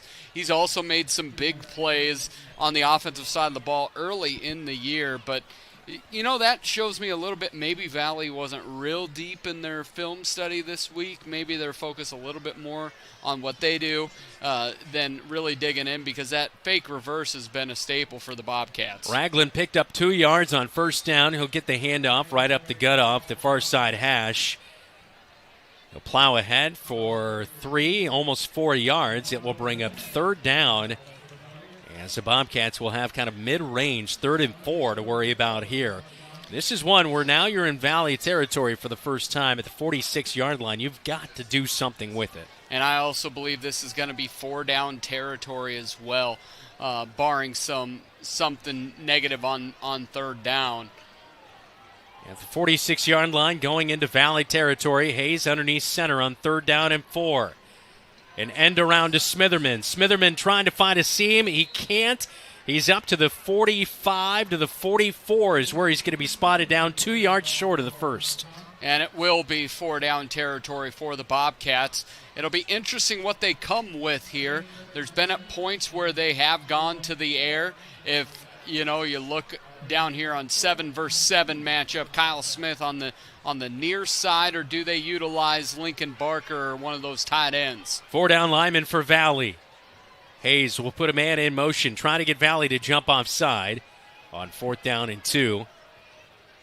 Clock counting at 2:20, first quarter. Cats down 21-0 on the scoreboard. Bobcats going to go for it. Ragland, handoff right up the gut, keeps the legs turning, falls ahead, and it's going to be close. He got 2 yards, needs to get to the 42-yard line for the first down, and he is going to pick up just the first down, enough to get the job done. And he got the job done 30 times on the ground last week for almost 170 yards. And right here he plows ahead for 2, and that will move the chains. He spun off the pile and was able to lean forward for 2 yards, and he's on his way to 30 carries here tonight. Already has 7 for 26 yards. He'll be in first and second place in the all-time record books, huh? That's right. It'll be Davis. Bobcats on 1st down and 10. It looks like the cat claw, and it's good for 2 yards, 2.5 yards for Jacob Hayes, going right up the middle. As we look on KFJB-TV, that last 4th down conversion for the first down. So 90 seconds now to go in the first quarter, trailing 21-0. Cat claw gets him 3 yards. So 2nd down and 7. Ball still resting on the far side hash. And really, the Bobcats have done a nice job on first down. A lot of positive plays, putting them in good position on 2nd down. 2nd down's been a little bit different story. Bobcats heading to the south end zone here at Valley Stadium. Hayes keeps it himself around the far side edge, around left tackle, and he'll be brought down after about a half-yard gain, as Hayes not able to separate himself as good pursuit to the edges by the Valley defense. So lucky to get back to the line of scrimmage right there. It's going to be a long 3rd down and 7, maybe 6.5 yards to go. We had the Happy Halloween thing up on the broadcast and the Halloween colors for the Valley Tigers, and they just absolutely came in and hit Jacob Hayes. I thought there was a seam there, and all of a sudden there wasn't. Door got slammed in the face. Hayes on 3rd down and 7. See if the Bobcats go to the air. They will. Hayes drops back. Pressure immediately. Has his head ripped off. And he's back behind the 45-yard line. That's where he's going to be spotted. It's a 6-yard loss. And here comes the special teams unit I thought we were going to have possibly a face mask because there was hands right up around the helmet as we look at the replay right here as Hayes was dropping back. And, yeah, there was hands around the face mask, but not necessarily right on the face mask. And that'll do it. A sack brings up 4th down and 13 for the Bobcats. A scoreboard update with Jeff Brooks on the other side. It's 21-0 Valley on top of Marshalltown on KFJB-TV. At Sports Plus Sports Medicine and Physical Therapy Center, we customize each patient's treatment plan to their individual needs. What does that mean? It means that not every back or knee problem is treated the same, and that your program will be unique and designed especially for your needs or problem. This improves how quickly you will return to work or sports. The Sports Plus staff is encouraging and takes pride in your successful recovery. This is just one more reason why champions choose Sports Plus Physical Therapy as their favorite place to rehabilitate and train. Jeff Brooks here with a Central State Bank scoreboard update. A lot of first-round playoff games going on in Central Iowa tonight. We're watching West Marshall at home in State Center against West Liberty. In the first quarter, they're halfway through. West Marshall leads 14-6. Grundy Center at home also against Eddyville-Blakesburg tonight. In the first quarter, Grundy Center leads 21-0. Ankeny Centennial leads Urbandale tonight with 4:40 left in the first, 14-0. And Newton over Hoover tonight, 28-0. East Marshall trails Vinton Shellsburg 14-0, and Gladbrook leads Key tonight 14-0. I'll now return you to Brandon Lewis and Dylan Does right here on News Talk 1230 KFJB and KFJB-TV. Thanks, Jeff. Back to Valley Stadium. Second quarter, 12 minutes on the clock. 4th down and 13 for the Bobcats as Johan Gomez out to punt for the 3rd time tonight. Last one was partially blocked. First punt of the night was a real good one. Bobcats trailing 21-0. Valley getting it back. Pressure in. Gomez gets it away cleanly. Down to the 15. It's caught. And a man is evaded. And on the return, it's Layla Shore. And he's going to be over the 45-yard line before he's brought down. As we do have a couple of Bobcats down on the field that look like they're injured. But near midfield on the return, and Dylan, are you seeing a flag on the field? And there is on the far side. It's going to be a hold. Declan Green, it was the gunner that is down. Actually, he's the long snapper who plays also gunner in that and just missed and just came up on his knee, something. Yeah, Micah Layla Shore has done a nice job special teams-wise, but didn't get any help right there. And the Bobcat being helped out on the field. Is still working on him on the far sideline. It's tough to see the flag. I couldn't see it. I'm looking through double pane windows that are kind of tinted here. So, well, you're on your you're on a nice stool. I am appropriately wedged between two tables up here. It's kind of a New York studio apartment that we're spending $2,300 a month on. It's a little bit small up here, but we're having fun. Bobcat helped off the field there.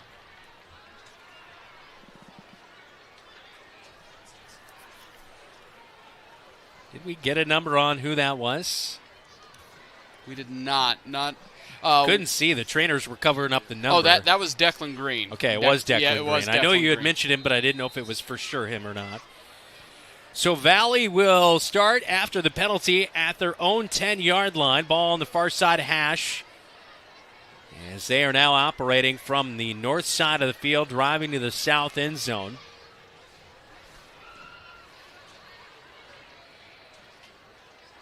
And a handoff on first down. I believe this is King Coleman in there for the first time tonight. As he'll get up to the 20-yard line. 21 he's now spotted at, and that will be a first down run. As it is King Coleman in there for the first time tonight, running the ball for a first down. And tonight, Darius Mason, Jaden Davison, and now King Coleman in the action. And then all running backs have looked real good here tonight, operating with good space. Yeah, 7 carries, 112 yards. You really can't do it much better than that. 3 wide receivers out for Drake DeGroat. He'll put men in motion. Coming to the near side, Jaden Brown. He's in the slot. He's got a tight end to operate. Tight end is out in the flat. They'll go back to Schempfer. 3rd reception of the night. One was a fumble, but he had another really big reception earlier. And right now he hauls this one in up to the 33, and that's a chain mover for Zach Schemper, the tight end. 14 receptions, 172 yards, and touchdown on the season for this Valley offense. Now they're playing with some tempo. They're putting their tight ends and their slots out in the flats, making the linebackers really sprint across formation, making it really difficult to get there in time. DeGroat back to the air. Quick pass near side. Grevengood catches it at the 40. Sidesteps to Bobcat, and he'll be hauled down. Plus yardage. A little yak right there is Lamar Johnson, the man to finally bring him down at the 50, and now spotted at the 48-yard line in Bobcat territory. Valley hustling to the line. Still 4 wide receivers. King Coleman to the left of his quarterback and DeGroat. And now DeGroat will check things over. And he lines up Schemper on the left edge of the offensive line. They'll run with Coleman right up the gut. He'll go, and he'll bowl over a Bobcat on the bottom of the pile.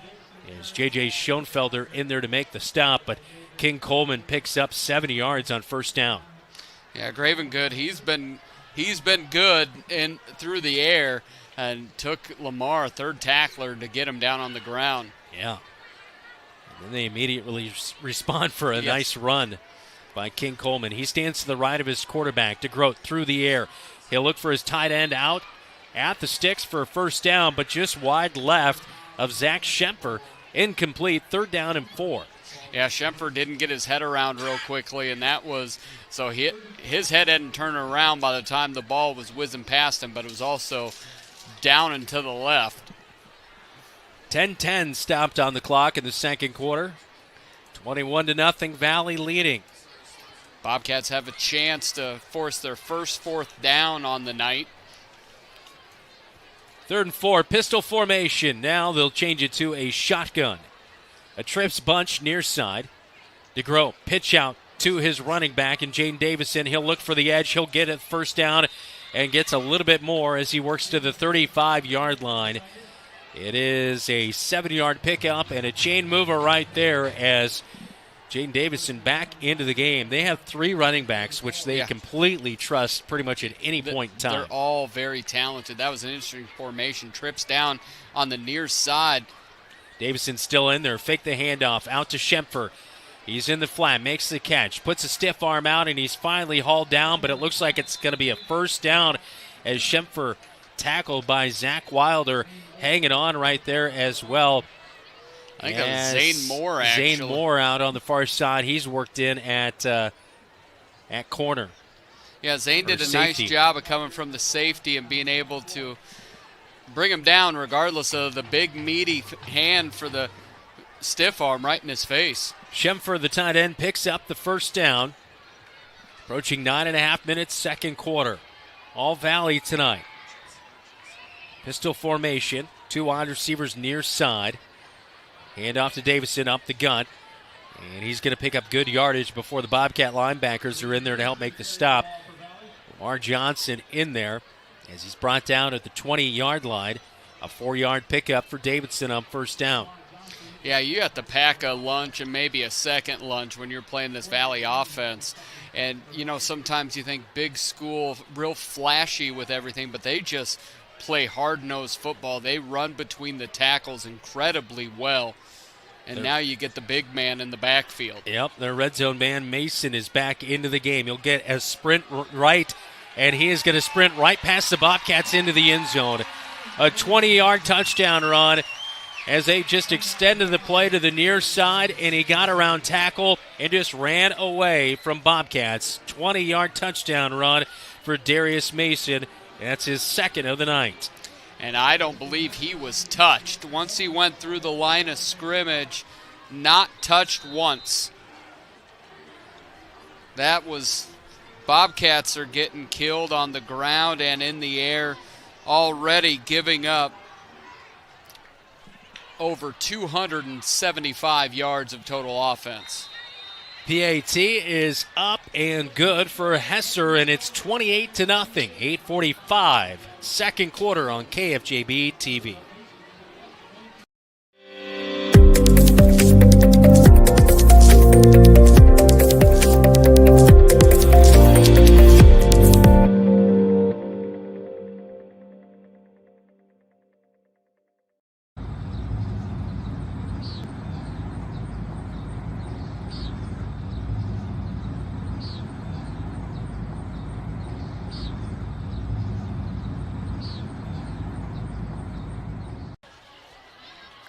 Quick drive, 90 yards down the field go Valley.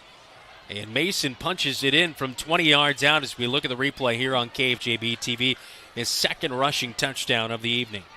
That's just wonderfully blocked, but it also feels like you're looking at number 6 and you're like, man, that is a freight train on a runaway track. You don't want to get too much in front of that.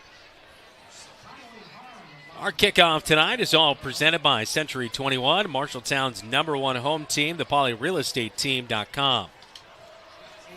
So 28-0, second quarter, 8:45 on the clock. Bobcats back to return. Aiden Smitherman, Sam Griesel. Griesel with a really nice return earlier in this first half. See if he can do it again. Kickoff is away down to the 8-yard line. They will hand it. Smitherman got the reverse from Sam Griesel. Kind of fooled me. But up the far sideline, Smitherman gets it to the 28 or 29-yard line. You and a couple Valley defenders. They're going to give him the 30. So David Braga, babyface, the statistician, said what happened in that opening kickoff, why it was put at the 36, is because it went out of bounds this side of the 30, so it was a 5-yard penalty from where it went out of bounds, which made it the 36. All right. That's why we get David on the staff. That's right. He's doing a nice job out there, doing stats and deciphering PA for us. 8:35, second quarter. The end around to Smitherman. The slot got the pitch to the near side. He'll come, and he's lucky to get about 1.5 yards right there. That'll bring up second down and a long 8 to go for the Bobcats. It looked like it was blocked pretty well out there, but the linebacker was able to get off of the Davis-Ragland block and able to make the tackle. Be sure to hit the like button and subscribe to our YouTube channel. Get upcoming game alerts by turning on those notifications here on KFJB-TV. Appreciate the support all season long. Week number 9, Bobcats trailing 28-0, second quarter. Ragland the back. Gorsuch goes in motion. And a hard hit as Ragland will pick up 2 yards as he goes off of right tackle. As they just trying to extend him out a little bit to the far side to buy a little bit of room, but boy, that was a hard hit. One of the linebackers, I believe that might have been Dane Christensen, coming up and making the contact. And this is where you miss, as you see a little veer right off here. He hits it and met with the linebacker right in the hole. But this is where you miss Tyler England, a little bit of the breakaway back to be tied in also with the battering ram. Right now, Bobcats don't really have a home run hitter due to the injury to England. 3rd and 7, Ragland the handoff. He'll put a shoulder down, spins off a tackle. He'll pick up decent yardage, but it's going to be 4th down and 3 as he comes back to the near side. Ball resting in the middle of the field as looks like Bobcat offense is going to stay out there. Trailing 28-0, week number 9, why not? Everybody looking to the sideline here for the play call. And last year in this game was the time Johan Gomez had 3 catches for 79 yards. He did have 2 catches. Jacob Hayes threw for over 200 yards in this contest. Definitely be nice to find a tight end wide open down the seam. Ragland gets the handoff on 4th and 3. Stopped at the line of scrimmage. That'll be a turnover on downs. Read well by the Valley defense, and the blocking just not quite there. And Valley will set up shop on the Bobcats side of the field at the 37-yard line. This is one where last week where in lieu of some short runs, we went to those short passes, those right out in the flat. We've totally gone away from that. The only time we've gone back to passes really with 2 deeper routes and nothing else. I know they're playing some press coverage, but the turnaround and hand it off to Davis Ragland, we can do it 40 times, but it's not going to be effective 40 times in a row. 1st and 10 at the 37-yard line for the Valley Tigers going in. DeGroat in the shotgun. He's going to drop back, look to pass. Nobody open near side. He'll roll out far side, and around the edge he'll go, and he'll be pushed out of bounds behind the line of scrimmage at the 40-yard line. So it will be a loss of just over 3 yards for DeGroat, the quarterback, and that's the first time the Bobcats have got the Valley Tigers behind the chains tonight. Yeah, that should count, I believe, as a sack for Lamar Johnson. But, yeah, it was a nice job, good coverage on the back end, nice pressure, and Lamar did a perfect job of reading it, coming up and making the play. Yeah, excuse me, he was our Cat Connection earlier tonight, but he's been playing some really good ball past 3 weeks. DeGroat fakes a handout, bootleg near side, and he fires into the flat. It's a first down catch, and that'll move the chains as Jaden Brown hauls it in. His 21st reception of the season, coming in 20 receptions, 271 yards, and 4 touchdowns on the year. And that one will get them inside the 25 as he's brought down at the 23. It was a beautiful bootleg. Nice little bootleg, and it was just a little inside out route and wide open. Valley breaks the huddle as we approach 5.5 minutes to go second quarter. First down and 10. Ball in the near side hash going into the south end zone. And comes in motion, and now DeGroat will motion him back out. And now motion him back in motion. It's a little pitch and a sweep. It'll count as a forward pass, and making the catch this time is Owen Woods, a sophomore wide receiver. And it's a 9-yard pickup, just shy of a first down, but he came from the near side and went to the far side, got that forward pitch for the pass from DeGroat. As we now tick near 5 minutes in the second quarter, it's second down and 1. Ball at the 14 as we look at the replay here on KFJB-TV. Nice tackle by the sophomore Drake Gersma up here. Coach Apple talked a lot about him last night, looking towards the hardwood later, but made a nice tackle here underneath the Friday night lights. Second and 1. DeGroat to the air to pass, and he'll target the man who just got that one. Again, the sophomore wide receiver, Owen Woods, as he catches it at the 10 and works down to the 6-yard line. That is a first down, and this is just a methodical drive. They had starting field position at the 37-yard line, but they've done a nice job to methodically move it down the field as DeGroat plenty of time to just execute his read. And so Valley's shown a little bit of everything, the big playability, getting a turnover, but also those long drives that we were hoping the Bobcats could churn out.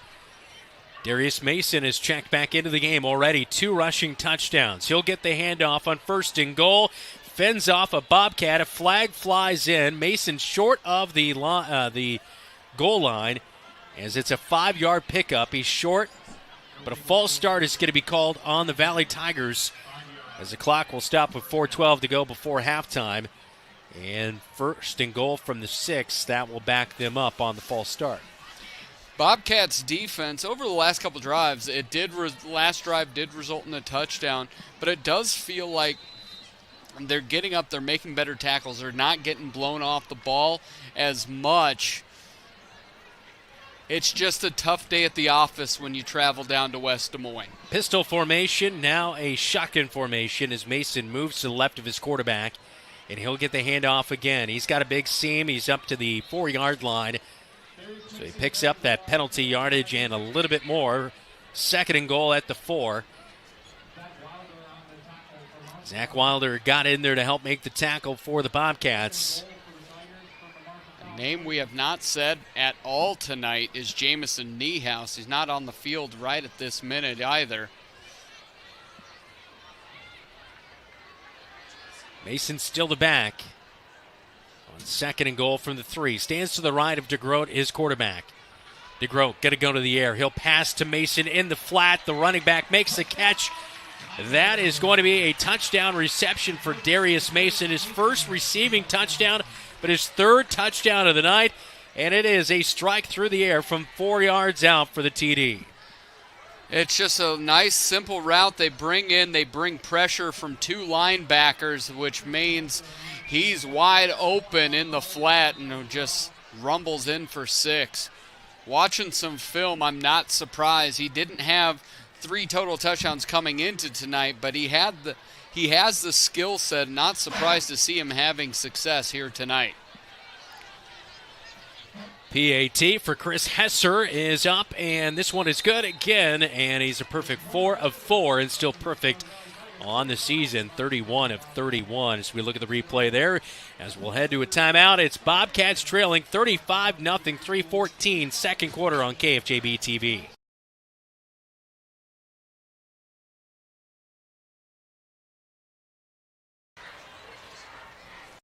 Wayward Social is the place for fun. With 20 lanes of bowling, leagues for all levels, great food and drink options, an awesome arcade, there is a ton of fun to be had at Wayward Social. And that's just on the inside. Step outside and enjoy patio life at Gutter Point with drinks, shuffleboard, live music, and fun atmosphere. Follow Wayward Social on Facebook for updates on specials and live music. It is all on South 6th Street in Marshalltown. Visit wayward-social.com to plan your next visit to the place for fun.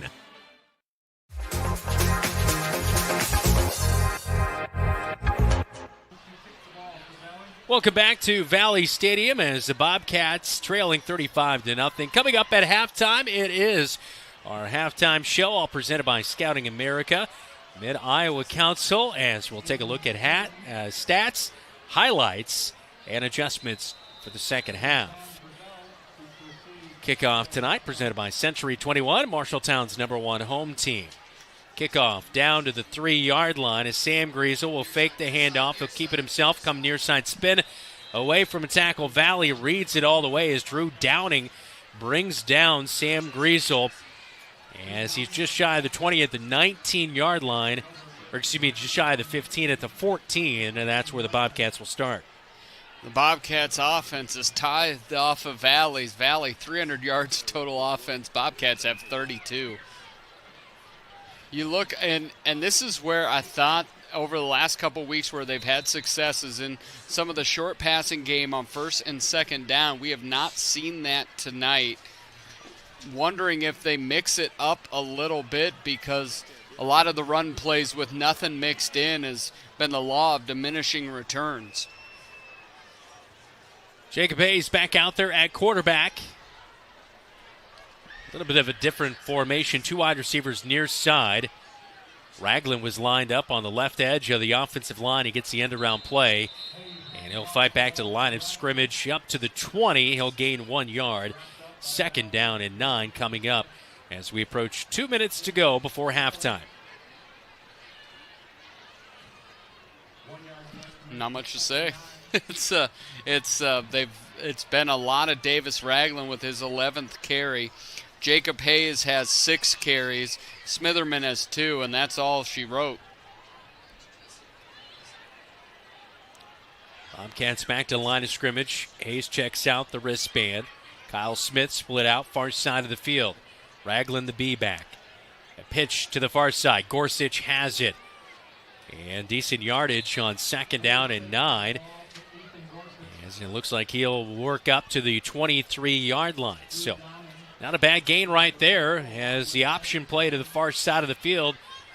As he does pick up 8, it's 3rd down and 1 for the Bobcats. Not a play that we've seen a ton this year. No, and it was a nice blocking job by the far side slot. Aiden Smitherman picked up his man and able to get 8 for Ethan. Hayes underneath center. Hard count. Almost got Valley to jump offside, but they did not. They have 4 down linemen. The linebackers kind of creep it in off the edge. Hayes with a hard count. Hand off to Ragland. And nowhere to operate for Ragland. He's back to the line of scrimmage. That'll bring up 4th down and 1. And that's the same play they tried on 4th and 2. To me, in that situation, you go to the claw. You know, you don't have to turn around. You just go directly into the line. It's really just 3 feet. And we could see it here on 4th down. I think any time that you turn your back to the line of scrimmage in short yardage against the Valley Tigers, I think that's a bad starting point. 10 seconds on the game clock. Bobcats do not need to run another play. It looks like they're just going to let this first half run out. And it will be 35-0 at half. Bobcats trailing on the road to 5th-ranked Valley. Cats head to the locker room. We will get you highlights, stats, and adjustments for the second half coming up.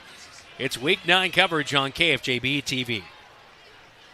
You're an empty nester closing in on that retirement property. Chances are your plans didn't include mom moving in, but life happens and you do the right thing. Wells Fargo Advisors can help. For more than 125 years, we've created wealth management and investment strategies aimed at achieving our clients' personal financial goals. When retirement means caring for yourself and a loved one, turn to Wells Fargo Advisors. Together, we'll go far. Wells Fargo Advisors is located at 14 East South Ridge Road in Marshalltown. Call them at 641-752-5401. They're a member SIPC.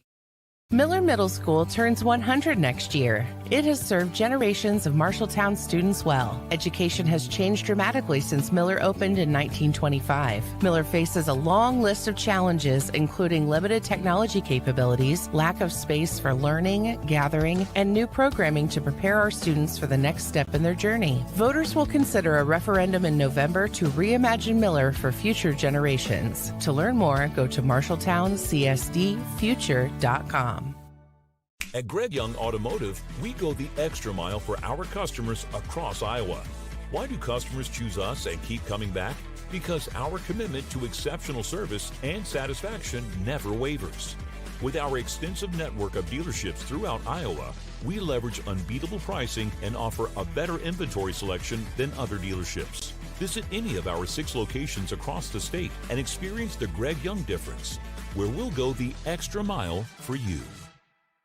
Legends American Grill is the perfect place to watch your favorite team. Enjoy wings, nachos, steaks, and prime rib available on Friday and Saturday nights. It's game on for great food and your favorite drink to wash it down. You like burgers? Legends has fantastic, unique burger creations like this. The Legends Burger. Absolutely delicious. Gather with friends, enjoy your favorite team's games with the NFL Sunday Ticket, and make some memories. Legends American Grill in Marshalltown and our new Newton location, where the game is always on. The Halftime Report, presented by Scouting America. Adventure on. Back at Valley Tiger Stadium as the Bobcats trailing 35-0 at halftime tonight. As the Valley Tigers got things going earlier tonight with the opening kickoff. They won the coin toss. They elected to receive. And after the kickoff went out of bounds, they go on a 64-yard drive, including a 53-yard touchdown run by Jaden Davison, as you see the highlight on KFJB-TV, and it was no looking back for the Valley Tigers. They just clicked on all cylinders. The only miscue was a fumble caused by Zach Wilder in the red zone, but a couple plays later, Marshalltown just gave it right back on the doorstep to the end zone, and Valley's dominated from big plays to small plays to moving the sticks, and then just defensively. Earlier this year, they gave up 44 total yards in a game against Waterloo West. They're doing almost as well tonight, just 32 first-half yards for the Bobcats. There you see Zach Schemper with that fumble recovery for the Bobcats, as Zach Wilder helped make the play, but then it was Darius Mason on the very next play. He took it in from 7 yards out and made it 14-0 at that point, en route to 3 touchdowns overall on the evening for Darius Mason. And he is not the fastest back in the world, but he's fast enough, and that's strength, and he has a nose for the end zone, and he's just been rumbling against the Bobcats. 2 rushing and 1 receiving touchdown for Darius Mason.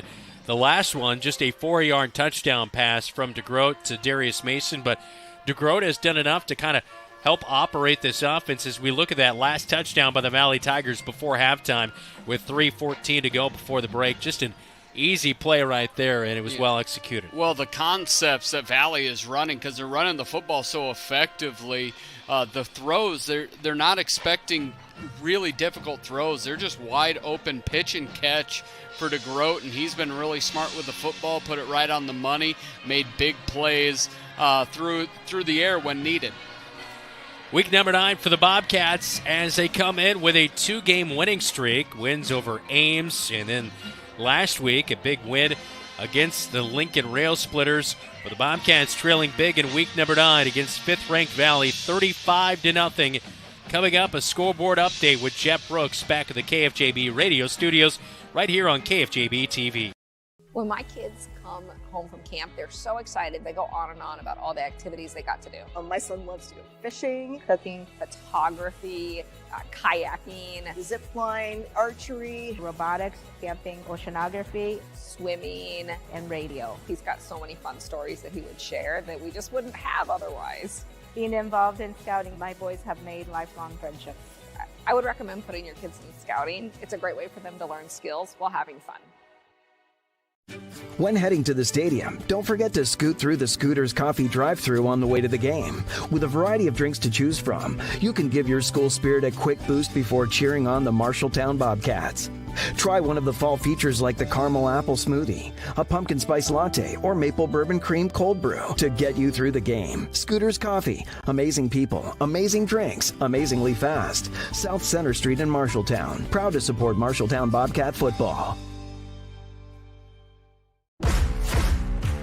The Halftime Report, presented by Scouting America. Adventure on. Jeff Brooks here with a Central State Bank scoreboard update. Looking around the area tonight, West Marshall at home in State Center in the second quarter. West Marshall leads West Liberty 27-6 for the 2A first-round playoffs. Grundy Center in 1A first round leads Eddyville Blakesburg 48-0 at halftime. Urbandale and Centennial. Well, Centennial is taking it to Urbandale 35-7. They're in the second quarter. And a big score, Waukee, with 2:48 left in the second quarter. Waukee leads Council Bluffs Lincoln 56-0. Gladbrook versus Key tonight, 21-8. Nevada against Atlantic this evening, 14-0. And Newton leads Hoover tonight just before halftime, 42-0. Ankeny played Cedar Rapids, Washington earlier this evening. The final score on that one, Ankeny picks up the win 56-0. Pella versus Gilbert tonight, and Pella leads 7-0 in the first quarter. Ottumwa against Waterloo West, and Waterloo West leads that game 7-0. South Hardin over Pella Christian with 20-0 just before halftime. Prairie City Monroe leads Des Moines Christian 14-7, and Roland Story over Crestwood tonight 15-13 with 14 seconds left before half. That's your Central State Bank scoreboard update. I'll now return you to Brandon Lewis and Dylan Does at Valley Stadium in Des Moines, right here on News Talk. Thanks, Jeff. As some big scores there. West Marshall leading 27-6 in their playoff game, and Waterloo West with the 7-0 lead on Ottumwa. Keeping an eye on that one because that one could come down to who wins it to get into the playoffs in Class 5A. Well, especially when 17 and 18 are playing each other. Cedar Falls is playing Cedar Rapids, Washington, sitting at 17 and 18. So you anticipate the winner of that two sets themselves up, probably going to get into the playoffs. Does that mean they sub in for the 13-14 matchup? It very well could come down to that. Well, and Ottumwa doesn't have the biggest strength of schedule by any means. Waterloo West probably a little bit better, and Cedar Falls definitely has a better strength of schedule when you look at that aspect, because that does play into the RPI. This is the final year of a 2-year cycle. Yep. What do you think? Do you think anything might change as the Iowa High School Athletic Association does look at how alignment does go in all the classes? I just have been, the RPI has kind of been weird. The move to 5A, who got in, who didn't, and based only on enrollment. Yeah. It definitely needs to be tweaked. I don't know if they will. And those district things become a little bit difficult because you don't want to have somebody in southeast Iowa being in some district with some north central person. You really can't do that. So I don't know how much they can really wiggle with it, but I would like to see some tweaks because I don't know if it really felt like it was trying to create some more competitive balance. And what we've seen over 2 years is the Metro just gets stronger and stronger. It's getting so strong, we mentioned Urbandale again, but that's worth mentioning. It's getting so strong that former really strong suburban schools are now like, it's just getting too difficult to compete here. And that's the one thing is, like, you want there to be some level of parity, right? Yes. You know, I mean, there are some times where you look at, Valley or Dowling's playing this team, you know, like a Des Moines North or a Des Moines Lincoln or something, and you just know that going into that one, that other team has no shot. And I think there's going to be games like that, but you also want some level of parity where, teams are not going 0-9 and not getting consistently beat 45-0 each and every Friday night. When you look at the Metro, Ankeny is the team that beat this Valley team last week 13-10. They're 4-4. They are not setting the world on fire. So you look at some of that and I know you've mentioned a little bit and we've talked about it just personally, is there a world where maybe the Quad Cities and area and the metro area are kind of their own division at some level? Because I do think we're kind of there. You're not going to see a Sioux City team compete at the Unidome. I don't care who they are, what they are. They're not going to get that. Iowa City, we'll see if Liberty and City High are for real. They traditionally have competed very well down there. Cedar Rapids schools have not competed very well. Cedar Falls has always been fairly competitive. Cedar Falls can be competitive. It'll be interesting when the Waterloo schools combine. Yeah, so you have that much. You have a 60,000. About 66,000 people in Waterloo going to one high school. Just to put that in instance, Marshalltown is one of the larger high schools. We're a community of 28,000. So you're looking at that.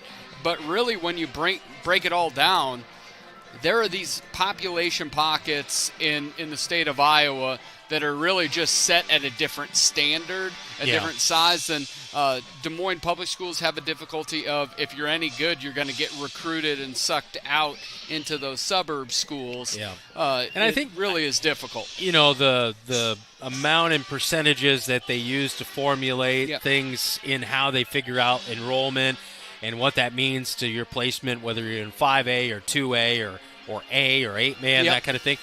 I think some levels should come down to a free and reduced and kind of finding out, because, schools that, like Dowling, probably have nobody free and reduced. Yeah. Not to go down this whole long rabbit hole, but it's a different piece, and people going to those schools come from maybe a different income level and maybe are at a little bit more of an advantage than other schools that, they may have a higher enrollment, but the competitive nature is maybe not quite there of what it is at a Dowling, for example. Well, I talk a lot about standalone communities in the state, and what I mean by that is there are larger populations that aren't a suburb. So you look at Mason City, you look at Fort Dodge, you look like Burlington, Muscatine, Marshalltown, Newton, and others like that. Ottumwa would be in that. Well, you look at Mason City, 4A. Fort Dodge, 4A. Newton. Burlington, 4A. Newton, 4A. Ottumwa would be the other kind of 5A, and we're roughly the same size. But that's really where you get into the nitty-gritty. When you're a standalone community, yes, you are going to have the top end of the tax bracket, but you're also going to have the bottom end. And you're going to have everything in between, because it's a community that wraps up the whole human experience. Yeah. While when you get into more metro schools, suburb schools, you have pockets of people that are moving out of urban centers, so they have yes, you will have some. There's always going to be some rentals and things no matter where you are. But really, in those suburban schools, you're looking at a much different, much more monolithic human experience with who they put out on the field. Yeah, that is for sure. I guess I am very, pro putting the metro schools in their own standalone. I think it's a really smart idea, especially because you look at Marshalltown when they play Newton or Fort Dodge in Mason City. Very, a little bit more of that competitive nature. Yeah, and you're going by class. You look at rosters right here. I'm looking at the rosters, and I'm 20 seeing plus kids for 20 Valley. plus more kids out for that, and that really comes down to some things. But there are other sports we compete really well against. You look just a shout out, boys cross country beat Ankeny Centennial en route to making it to state. You look at some of those other sports where it's a smaller amount of students out. For it, golf, tennis, we compete well in those. Yep. But at the level of football is just a different beast. Where you have 50 to 80 to 150 kids out in your program, 9 through 12. It's just that's difficult to deal with that many Haas's. So I really, as populations go to more base centers, you think of Iowa City, just going down there, seeing that Clear Creek Amana School right on 380, I believe it is, right there on the Avenue of the Saints. That used to be further off, so I think you will have some of those. Even Liberty used to. Yeah, Liberty was a mean? small little school. It was, I think when Marv Cook started there, I think it might have been 2A, and now it's 2 or 3A, and now it's a 5A juggernaut. So I think there's something to it, and I wouldn't be super shocked if we see that. Yeah. Probably not this round, but maybe by the time we're still doing this, and maybe by the time my youngest is in high school. As look in here at Valley Tiger Stadium. As great to have you along here tonight. Coming up, our halftime stats and adjustments are on the way. We'll do that next, as it is halftime. Valley 35, Marshalltown 0. This is Bobcat Football. You're watching KFJB-TV. The right insurance agent can make all the difference. Assured Partners agents represent multiple insurance companies. They can pick and choose from a larger variety of outstanding insurance options. Assured Partners also handles life and health insurance and Medicare supplement coverage. With access to local, regional, and national insurance companies, Assured Partners will create policies tailored to the coverage you need. For more information, go online to assuredpartners.com/Marshalltown. Power through partnership with Assured Partners in Marshalltown, Toledo, and West Des Moines. The Halftime Report, presented by Scouting America. Adventure on. Time now for halftime stats and adjustments, all presented by Ken's Transmission of Marshalltown. A lot of ground game, but not a whole lot of yardage tonight for the Marshalltown Bobcats. Yeah, the Bobcats have 21 carries for 41 yards. Davis Ragland, his first 2 carries had 15 yards. His next 10, he had 18. Bobcats have tried to pass the football 3 times. Jacob Hayes sacked twice, incomplete pass on 1, so he is 0 for 1. When you flip it to the other side, 300 yards on the nose for the Valley Tigers. It's been 144 in the air, 156 on the ground, and Darius Mason has been a stud. He has 5 carries for 66 yards, 2 touchdowns, along with a 3-yard reception for a touchdown. Trent Gravengood leads them in receiving yards with 2 receptions, 64 yards, including the 45-yard touchdown that came from number 12, Ethan Stemler, as they've had a couple different quarterbacks throw the football. Drake DeGroot also has a 3-yard touchdown pass. Comes down to Valley's been able to do whatever that they want. The adjustment is the Bobcats played much more physical defensively in that second quarter, holding them to 2 touchdown, long sustained drives. Offensively, there is no 36-point play, but what I would like to see, and we've mentioned it throughout the first half, you have got to go to something different on that first down. Law of diminishing returns. I'm looking for some quick pass, because the drop-back passes have been 2 people out in routes, long developing plays, and there's just nothing happening in those. Have you been taking marketing classes? I have not. The law of diminishing returns. You're very technical here tonight, and I like that side. We save it for the last week. I've been studying all week long. I was like, I'm going to wow the fan base, and if not the fan base, I'll wow Brandon.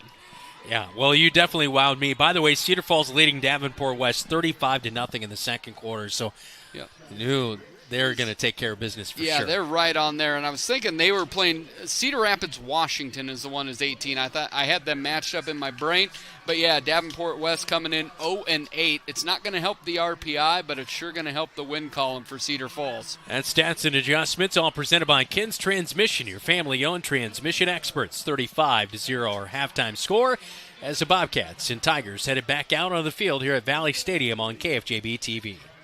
Have you ever seen what it takes to fix a transmission? It takes a lot of patience, a lot of experience, and a whole lot of talent. At Ken's Transmission, they have all the above. Family owned and operated with over 62 years of experience in all areas of transmission, keeping your vehicle shifting smoothly and routine maintenance, repair and replacement, including automatic and manual. For reputable service you can trust, Ken's Transmission. Ken's Transmission at 306 East Anson Street in Marshalltown is a proud sponsor of the Marshalltown Bobcats.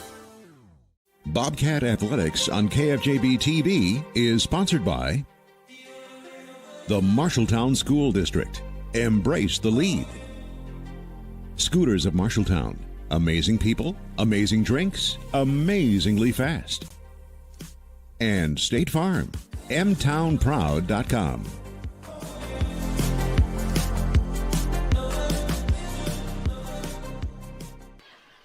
The beautiful sights of Grimes Farm right there coming back from break. I climbed the lookout tower. I saw your pictures. I saw, I believe your wife, who also just celebrated a birthday. She did on Wednesday. Happy birthday, Krista. And you, Phoebe, and Krista went up the observation tower. Yeah, I saw some pictures up there. It was fun. We had a good time. Phoebe enjoyed it. Lots of smiles, so that always makes me happy. Did you and Krista climb to the top and say you got to earn it and leave her at the bottom and watch her climb up? Oh, she would have tried.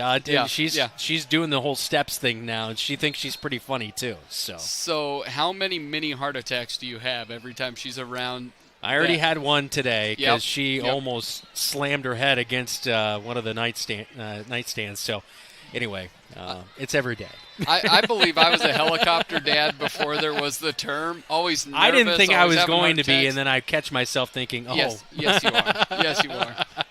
All right, second half will kick off when we come back. This is Bobcat Football. You're watching KFJB-TV. Dairy Queen has so many fantastic treats and delicious food, it's hard to know what to order first. So we're asking Marshalltown Mikey to help us decide. From burgers, baskets, and sides to blizzards, cakes, and more. Both Marshalltown locations are serving up everything you love. Right now, try our chicken strip basket, available in a variety of flavors, and the blizzard of the month is our new caramel Java chip. I'm gonna need more time. Get Dairy Queen delivered, or at both Marshalltown locations.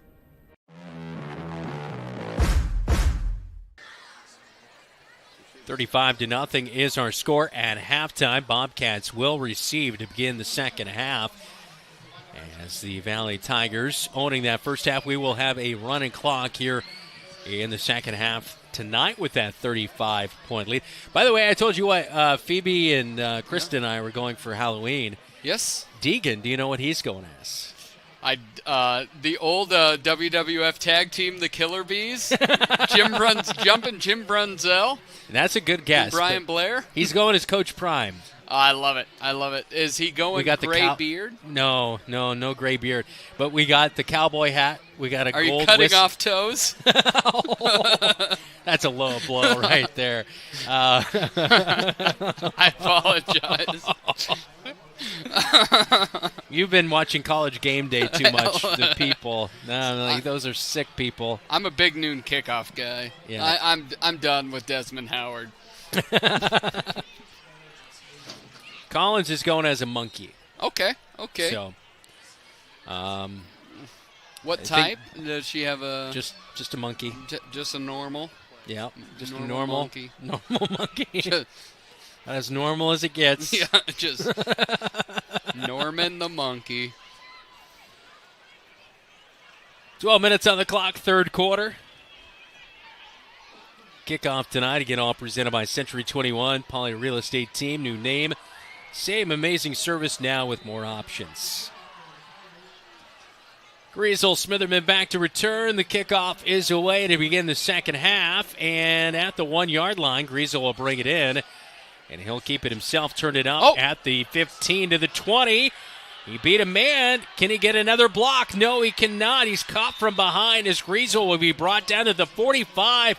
But that was a really nice return as he fooled Valley again, found a seam, and great starting field position for the second half at the 45 on their own side of the field. Valley did a decent job of staying at home there, but Sam turned on the Jets and split them. Really nice start for the Bobcats. This is where if you want to get something going, if you want to actually get some points on the board. Feel a little bit good about yourself. This is one of the negatives of playing Valley at the end of the year. You know they're going to be awesome, but you want to go into the offseason feeling decent about yourself. Ragland, the running back, the senior back there in the B-back. 2 slots, 2 wide receivers for Jacob Hayes underneath center. He'll hand off left side. Ragland fights off a few Valley Tigers, gets over midfield and into Valley territory at the 47-yard line. Nice 8-yard pickup. It is, and Smitherman is sitting. Is it Gorsuch or Smitherman? That 3 and 2 always throws me off. Smitherman, it is, down back behind the line of scrimmage. It's like he almost got hit in the gut or something. No, it's Gorsuch. Yeah, it's You're at right, 3 though. when it cinches. 3 and 2. We've got to tell Coach next year the slots cannot have the same numbers. We got to have like a 1 something. Yeah, and year. he was quickly on the ground. Is right there on the hash mark. Off on his own accord, and it's going to be 2nd down and 2. Still some starters out there. Alonzo Jimenez, he was a starter tonight. Jerome Horn, the starting end. So still a lot of the starters out there, including, looks like Booth is out there as well. Ben Booth, defensive tackle. Hayes underneath center with 1 wide out. 2 slots, handoff, Ragland. And Ragland's got the first down. He is at the 45-yard line in Valley territory, maybe about a half-inch short, actually. I thought he had it, but the spot is going to come up short of the 45-yard line, which they need for the first. So it's 3rd down and a half yard to go, and here comes the cat claw, right, Dylan? Come on. It's got to be. And just real quick, Max Reed is see that run in, and yeah, looks like he was probably just a little short. Max Reed still in at center, looking on the far side. Owen Eaton does not have his shoulder pads on anymore. Yeah, he was rolled up from behind earlier tonight, and it is the cat claw. Goes Jacob Hayes. It's a 1st down. He's over the 45, near the 44-yard line, so that will move the sticks. And I believe that's maybe just the 2nd first down of the night for the Bobcat offense. It is the 2nd first down. Ethan Gorsuch right back in, coming in for Sam Griesel. I honestly think he just got hit in the stomach, and it just sucked the breath out of his lungs. Bobcats going right to left on your TV screen and your radio dial, heading towards the north end zone at Valley Stadium. Tight end Lincoln Barker is in on the play on the near side off of left tackle. The B-back is Ragland. He'll go, and they fake the handoff. Pitch out to Gorsuch, far side. Breaks an ankle tackle. Dives ahead for 2 yards. And driven back by a whole host of Valley Tigers. So the option play to the far side, and that's now 1 yard officially spotted at the 44-yard line. And there you can see a little bit of mixing up on that first down, trying to get people to the edges. And Ethan is shaken up again. He's been shaken up a handful of times this year. Nothing too terribly serious. Hopefully this one isn't as well. Yeah, just see there a little pitch play, get to the outside. He's able to get out of 1 tackle, but not much more there. And then just about 6 or 7 Tigers tackle him to the ground. Do you like the song "I Have a Tiger"? I do, in the scope of the Rocky movies. If it's outside the movie, I don't need it. Sam Griesel is in at slot. Ragland gets the handoff of a right tackle. He'll go on a stretch play to the far side. He'll rumble down to the 41 for a 3-yard gain, bringing up 3rd down. There is also The Rye the Kaiser, which is a Weird Al Yankovic song. Weird Al also has the same birthday as my wife. His birthday was on Wednesday.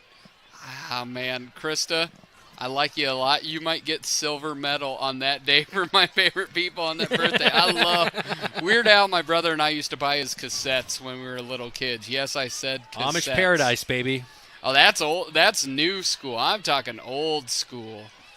3rd like down a surgeon, all of that. 3rd down and 6. Hayes on the keeper, and around the edge he tried to go, but he's slung down as he's brought down by Alonzo Jimenez. And it's 4th down and 6, and the Bobcat offense will stay out there. And they're going to go with Amish Paradise is from the 90s. Yeah, I'm talking mid to early 80s Weird Al. Just Eat It? Yeah, that was in there. It's I'm 97 years old, so I am talking. I am heart. Like, yes, at heart you are. I am one step away from 8 tracks. So 4th and 6. Bobcats will go for it on the 41-yard line in Valley territory. Ball on the far side hash. Jacob Hayes, an option play to the near side, trying to get around the edges. Smitherman, he will have it at the 40 outside the numbers, down to the 25-yard line and pushed out of bounds. First down, and the option play works right there, coming to the near side for the Cats. And this is one we've talked a lot about. Aiden Smitherman on the outside. He usually likes to cut it up. This time he does the right move, bounces it to the outside, evades a tackle, picks up a nice almost 20-yard run as the Bobcats will have another injury. And it looks like the same man again. Is this Smitherman this time? Or is that Gorsuch again? I'm always going to go with Gorsuch until I'm proven otherwise. And it looks like they're not stretching him out. Maybe they are. It might be a cramp, and that is going to be Ethan Gorsuch again. It is Gorsuch again. We'll take a timeout. This is Bobcat Football. You're watching KFJB-TV. No, it's Aiden. Live on stage is country. Live on stage is rock and roll. Live on stage is classical. Live on stage is jazz. One of the hottest up-and-coming acts in the country pop genre come to Marshalltown October 22nd. The Hall Sisters combine stunning harmonies with brilliant musicianship. They've performed at the Grand Ole Opry and bring their show to Marshalltown's Performing Arts Center. Tickets are $25 each or free with your Live on Stage subscription. The Hall Sisters, Tuesday, October 22nd.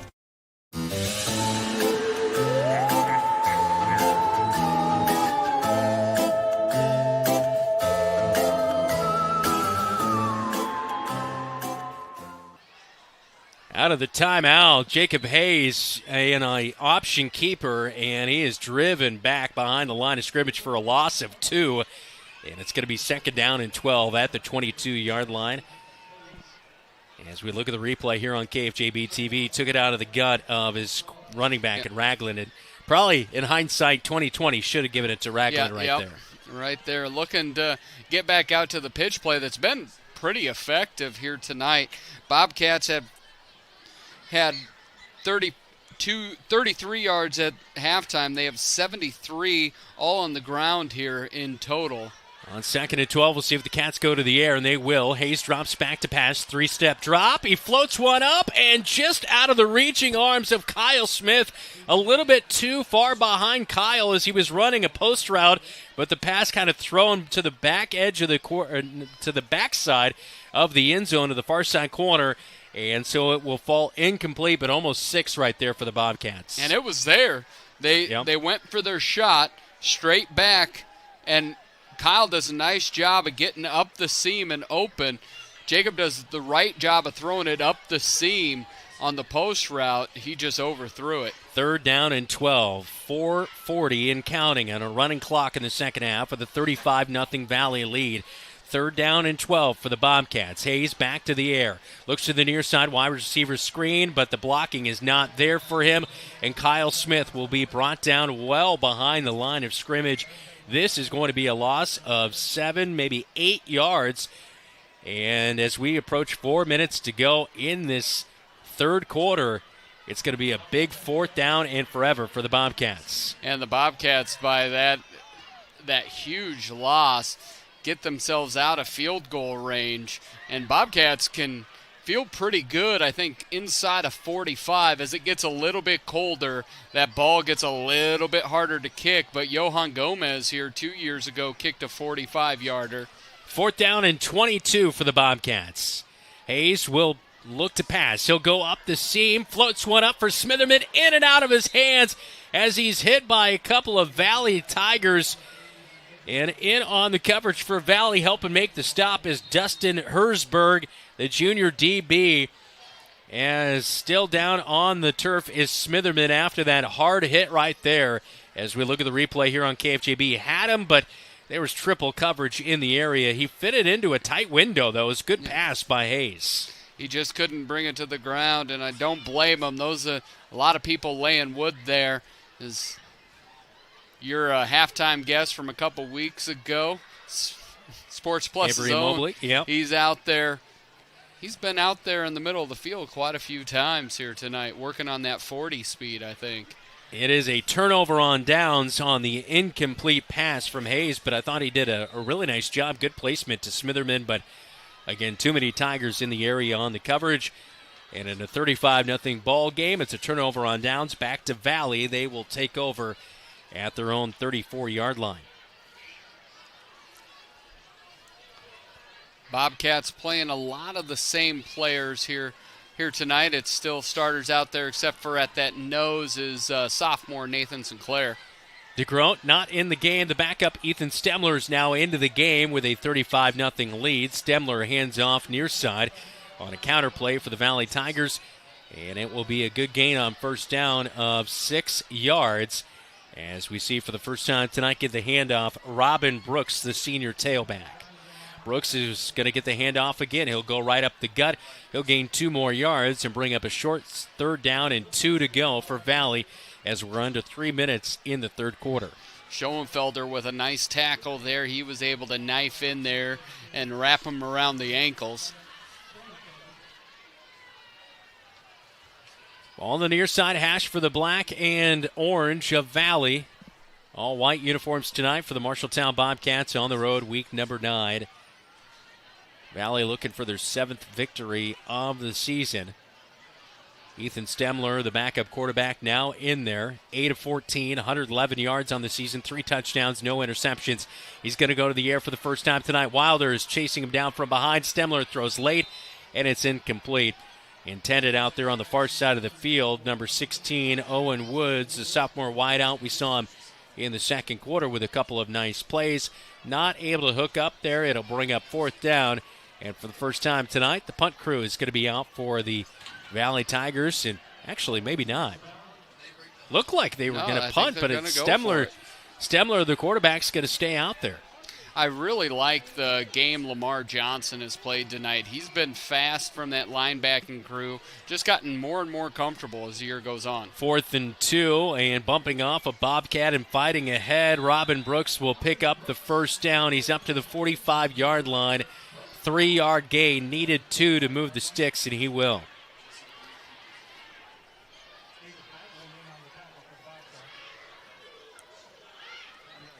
And there's a difference here. You look at, why are they going? They're up 5 touchdowns. Why would you go for it? There's a difference between trying to pour it on and run the clock. They're not out here just Hail Marying the whole thing. This is some backups are getting some reps. So it's a totally different scenario than the old Steve Spurrier. Brooks still the back. Stemler's back to pass, and a blitz off the edge. Steps up. Stemler fires to the near side. Incomplete, well short. Owen Woods, the intended target. But a really good job as the Bobcats. I believe that was Zach Wilder coming in off the edge, and he got to Stemler, but Stemler felt the pressure and stepped up. It's 2nd down and 10 after the incompletion.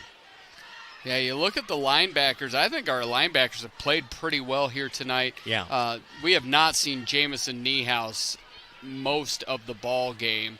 I think he's still in shoulder pads over there, but I haven't seen him out here all night long. Looking at our final play of the third quarter as Stemler will get underneath center, and he'll drop back to pass at a 5-step drop. Pressure off the edge, fires late, and it's off the fingertips of the Valley wide receiver. Intended target on the far side of the field, Will Clayton, who has just 2 receptions on the season. Stemler incomplete. Third quarter runs out as we'll get a scoreboard update with Jeff Brooks coming up 35-0. We head to the fourth quarter. Tigers on top of the Bobcats on KFJB-TV.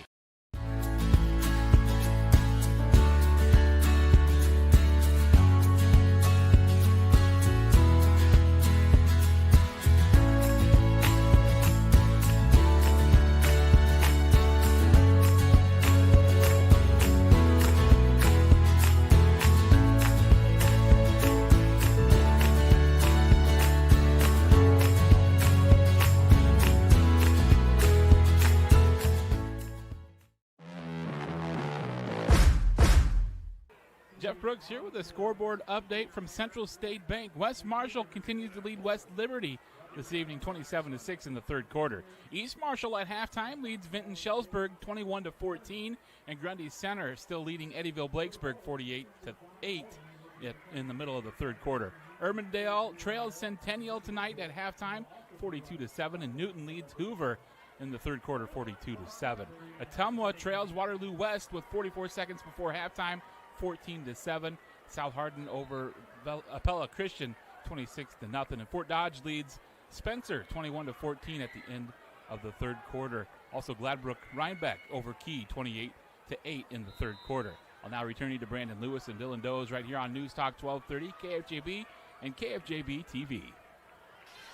Thanks, Jeff. 12 minutes on the clock. Start the fourth quarter. Stemler still in at quarterback. 35-0 is the score. Stemler going all the way back, and it's a screen pass. And Brooks, the running back, is going to fall down a yard shy of the first down. So Robin Brooks catches a screen pass on 3rd down and 10. He picks up 9. He had the first down and maybe more, but falls down, bringing up 4th down and 1. We have a running clock here tonight with that 35-0 lead for the Valley Tigers. So Stemler and crew almost picked up the first down right there coming out of the break in between the third and fourth quarter. Stemler's going to break the huddle. He has a different style. DeGroat, more out of the shotgun and pistol, but Stemler's almost exclusively underneath center, and he hands off Brooks. Left side he goes, spins around at the 45, and he will pick up the first down. It's a 2-yard gain designed to go left, but kind of cut it back towards middle of the field, and it's a first down, and the clock will keep counting here tonight in the fourth quarter. Yeah, he's showed some nice poise on that last pass, and it seems Brooks is getting the most work he's gotten all year long, continuing getting the ball some. Really done a nice job. Valley is looking towards postseason, seeing how they can cruise in there. I don't believe related to our own Jeff Brooks. I don't. Maybe it's Jeff to Brooks. Who knows? Brooks comes near side on a stretch play, and he gets outside the numbers down to the 30-yard line and inside the 30. And it's a big gain for Brooks as he'll move the chains again, getting down to the 27-yard line. So another solid run right there for Brooks. One of the things we were talking about, hey, who's for real, who's not, as you see the run here, is Iowa City, Liberty, and Cedar Rapids Jefferson are in a dogfight. And I don't think the number 2 team in 5A is going to have a lot of problem. No offense to Cedar Rapids Jefferson. I just don't see that. Last carry actually went to Emmanuel Remich as he's now still in the game. Stemler's back to pass. He's pushed out of the pocket. Yohan Gomez chasing him, and Gomez will chase him out of bounds for a 1-yard loss, bringing up 2nd down and 11. No, he ended up getting it down, and Sam Griesel knocked it away. Oh, he did pass yeah. down. Okay. From that far side, it's a little bit difficult, but down here last year we saw a heck of a pick, and by Rogelio Sarin last year, right in that same spot. You see him getting flushed out of the pocket. And he did deliver late, yeah. I don't know why we got tinted glass here, Dylan. I tell you, it's a lot. You've got the double tint. You get to sit. I have to stand, but I don't have windows. It's a whole thing. It's the best of both worlds. Stemler will hand off. And again, getting the handoff, the backup, Emmanuel Ramich, to the junior running back as he comes to the near side. And he's down to the 19-yard line. And it's going to set up 3rd down and 2 for Valley, just trickling off the time as we approach 8.5 minutes. You know, it's interesting. We're a couple sections behind the junior high student. The high school students are to the right of that. You know who has driver's license because the junior high student section is full, while the high school student section has emptied out. Ramich still the running back. He fumbles the handoff, and he'll be brought down behind the line of scrimmage by J.J. Schoenfelder. It's a 2-yard loss, and 4th and 4 is upcoming right there as Schoenfelder shot in as he saw that the ball had popped out. Ramich was able to get back on it, but nevertheless, it's a big loss right there for the Valley Tigers.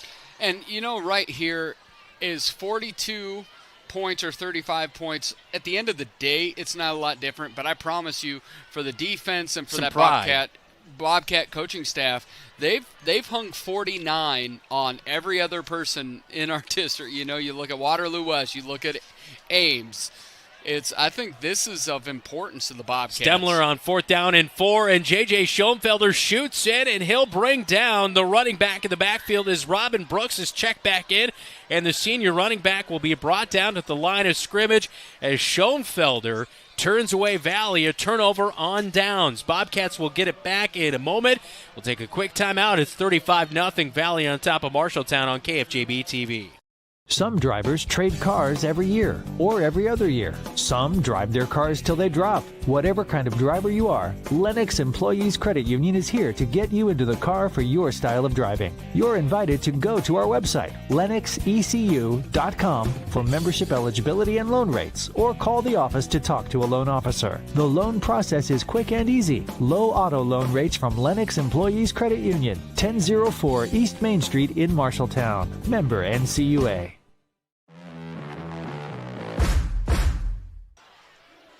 Bobcats will get the football back, and a timeout going to be promptly called as there was some confusion taking a while, so we did not miss anything right there. Timeout by head coach Adam Goodvin. We'll take one with him. 6:40 to go in Valley tonight. This is Bobcat football. You're watching KFJB-TV. Life can take unexpected turns. Maybe you started college, but life got in the way. At Marshalltown Community College, we understand. It's never too late to chase your dreams. Come back to where your journey began. Rediscover your passion for learning and let us help you achieve your goals. Schedule a visit today at MarshalltownCommunityCollege.com. Marshalltown Community College, a step in the right direction. 35-0. 5th-ranked Valley Tigers leading the Marshalltown Bobcats, who just took a timeout, still wrapping things up. There's 6:40 to go in this one. You know, Dylan, obviously it's been a long season for the Cats. They're going to drop to 2-7 after the loss here tonight. But, man, there's been a lot of juniors and sophomores who have gotten meaningful playing time that are coming back next year. And you really have to like what you have coming back if you're head coach Adam Goodvin. I think so. Another year with the offense and maybe add some wrinkles to it. A big pass play here. Zane Moore makes the catch up at midfield. Actually, it's Talon Halstead. He'll bring it in at the 50 and picks up a few more after it. And that will be a first down into Valley territory. So Talon Halstead hauling in the big reception from Jacob Hayes as they go through the air. And you talk about a junior, you got the tallest one out there, the 6'5 junior, Talon Halstead. Just beautiful ball. Put it right on the money. Talon with a great job with the hands. Bobcats moving the football here. 36 yards through the air right there from Jacob Hayes to Talon Halstead. Halstead to the bottom side of your TV screen. Hand off to Ragland. Goes off left guard. He'll plow ahead along the hashes as he's down inside the 43 to the 41-yard line now officially marked. So good gain of 6 there on first for Ragland. Yeah, got it down to the 36-yard line. Bobcats, 5:35 left to go. You'd like to get that touchdown. What I was going to say is there's really only been 2 games that we've just been out of, and it's Newton, which I think was the worst game of the year. I really did not think we were even ready to go. And this game here tonight. Definitely seem more prepared in a game like this against just a really tough team, you know.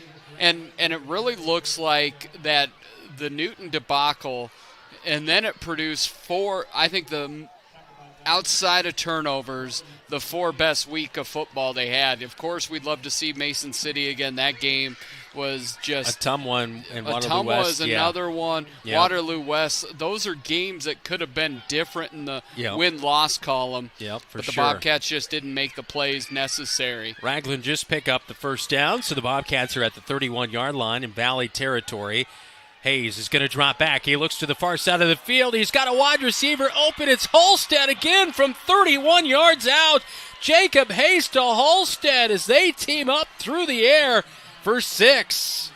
Yeah, Halstead was also almost a little too nonchalant, allowed the ball to get into him, and it bobbled a little bit, but he was able to hold on to it for a touchdown. Nobody went with him. He just ran right past the linebacker there for 6 for number 11. So the Bobcats get on the board here tonight with 4:35 to go in the football game. And the Bobcats are going to keep the offense out there for the extra two-point conversion. Halstead will be split out to the far side. Sam Griesel is a man in the slot. Hayes keeps it himself, and he'll go right up the middle for the two-point conversion. It's good, 35-8. As the Bobcats get on the board, we take a look at that touchdown to Halstead from Hayes for 6. 4:35, fourth quarter. It's Valley 35, Marshalltown 8 on KFJB-TV. McGregor's Furniture and Mattress is your local furniture store in Marshalltown, and they are proud to support Marshalltown Bobcat Athletics. If you want to kick off football season in a new recliner, pass the bread at a beautiful new dining set, or lay up on a luxurious sectional sofa, McGregor's is the right play. Score the mattress of your dreams with an assist from their friendly and knowledgeable staff. You'll be the household MVP when you bring home the winning selections at McGregor's Furniture and Mattress, downtown Marshalltown. Open 7 days a week.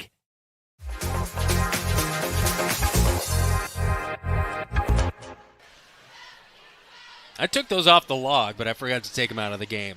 There is no Bobcat Live next week. We are done with Bobcat Live for the fall. No, we previewed some basketball, which got me all excited, but we have November 26th against South Tama. Girls will play South Tama. They always start a week earlier than the guys, that week right before Thanksgiving. And your Dodgers just surrendered the lead. Oh, wow, 2-1, huh? 2-1. Yankees pinstripes up over the Dodgers. Kickoff all presented by Poly Real Estate Team Century 21. So Talon Halstead with a touchdown, his first of the season, gets the Bobcats on the board as he got the reception from his quarterback in Jacob Hayes. Luis Monghay is on for the kickoff with 4:35 to go in the football game. Monghay will kick this one all the way into the end zone for a touchback. And Luis, a senior, he'll be missed with his excellent special teams play all season long. He's been quite the find as head coach Adam Goodvin recruited him out for football, and he was said, in his sure. homeroom. And then it's like, hey, you kick really well. Why don't you come out for football? And it's paid off, and I think he's had a lot of fun with it, and look forward to seeing him come soccer season. Yeah, and he struggled with injury last year, so didn't get to play a whole lot of soccer. A very good soccer player. Yeah, looking forward to that. As you would think from someone who's kicked a 47-yard field goal this year. Definitely got a boot. Ethan Stemler, the backup quarterback, still in the game. 4.5 minutes to go here tonight at Valley Stadium. Brooks, the running back, is in there. Ragland's going to bring him down after a short gain of 3 yards to the 23-yard line. Valley most likely just going to try to keep football away for the Bobcats for the final 4 minutes of this one here tonight, but that was a good drive to end on, and you had to like what you saw there as Hayes hooked up with Halstead. Yeah, most definitely. You see the Bobcats, they now are going. They are sophomores all around in the defensive backfield, including, first time I've seen Faith Banison, the sophomore cornerback out there. Gaston Ferris is in a defensive tackle as well. Halstead's in at linebacker. Quite a few changes all around, and run right up the middle. Gets a couple more yards, and it's 3rd down and 5 coming up for the Valley Tigers. Yeah, you have Laken Eastman out there, along also with just Holden Rice out there as well. Some names we haven't heard a whole lot of this year, but getting an opportunity to play on the big stage down here in West Des Moines. Levi Bell, Zane Moore, the safeties now for the Bobcats. A stretch run to the near side. J.J. Schoenfelder nearly brought him down short of the sticks, but Brooks keeps driving ahead, and he will move the chains and pick up a first down as he gets to the 34-yard line. Valley still on their own side of the field. They now mark it ahead at 35 as we count under 3 minutes to go tonight at Valley Stadium. Not anticipating that many more snaps here tonight. Coming up after the game, we will talk with head coach Adam Goodvin. We'll name our player of the game and get our Lily Mae Sweet play of the game. And recap things here tonight in week number 9. Valley Tigers handoff up the gut on first down and 10. Decent run of about 6 yards. Let's see if that was Brooks or not. It wasn't. It was number 20, Emmanuel Romich, who we saw on their last drive, who had a fumble, and then J.J. Schoenfelder dropped him. Brooks kind of limped off the field, seemed to tweak his ankle that play before. Handoff again near side to Romich, and he'll try to get outside the numbers, but a good tackle by J.J. Schoenfelder is he does not shy away from contact, that's for sure. It is a first down run as they'll get up to the 46-yard line to move the chains again. But he's coming back, and he's been one of the top tackle makers on this year's team, as well as a guy we haven't seen a whole lot in Jamison Niehaus tonight. Yeah, you get those. You're going to miss, of course. You're going to miss Ragland and Lamar Johnson. But there are a lot of returners that have made a lot of plays this year. Ragland's still out there, and he's going to make the tackle on first down and 10. It's a stretch run to the far side of the field. Ragland read it well and makes the tackle after a 7-yard gain on the run by the Valley Tigers. As getting the carry again for Valley was Romich. And new linebacker out there, senior Jack Mason, is going to come in to get a couple snaps here, his final 2 of his high school career. Robin Brooks back in at running back as Stemler will call for it. Hands off Brooks. Comes near side, now cuts it back. And finally Zane Moore is going to haul him down at the 35-yard line. So luckily making the tackle right there to come up. Tonight's game all brought to you by Ethington Heating and Cooling. Ethington Heating and Cooling. We're not comfortable until you are. Looks like we got one more play left. Difference of about 14 seconds. Play clock and game clock. And it's packing it in for the night. Decent crowd on the far side for the Bobcats. Brooks handoff on first down and 10. He'll be tackled over the 30 inside, and that will do it here tonight. 35-8 will be our final score as Valley will run things out tonight. Talon Halstead with a touchdown reception late here tonight, but Valley took care of business in that first half and will go to 7-2, and it will be interesting to follow their playoff journey. We'll see if some of their big-time playmakers, Zay Robinson, limited last week, out here tonight with injury. He's a commit to Iowa State. Jaden McGregory, he's receiving interest at the collegiate level. He's a junior, out last week. Darius Mason looked like he was healthy here tonight, but again, Darius Mason looked definitely with 3 touchdowns. Yeah, he looked good, but that other side, on the defensive side, no Andrew Price tonight, who is their leading tackler, 9 tackles for loss as well. Really good playmaker on the outside. Yeah, they'll definitely be somebody that I'm following, looking at. And just seeing, it'll be fun to see how this 5A playoff shakes out. Who gets in, who gets left out. And looking again, I was looking at Liberty was up 1 on Jefferson. That Waterloo West Ottumwa game remains close. Yeah.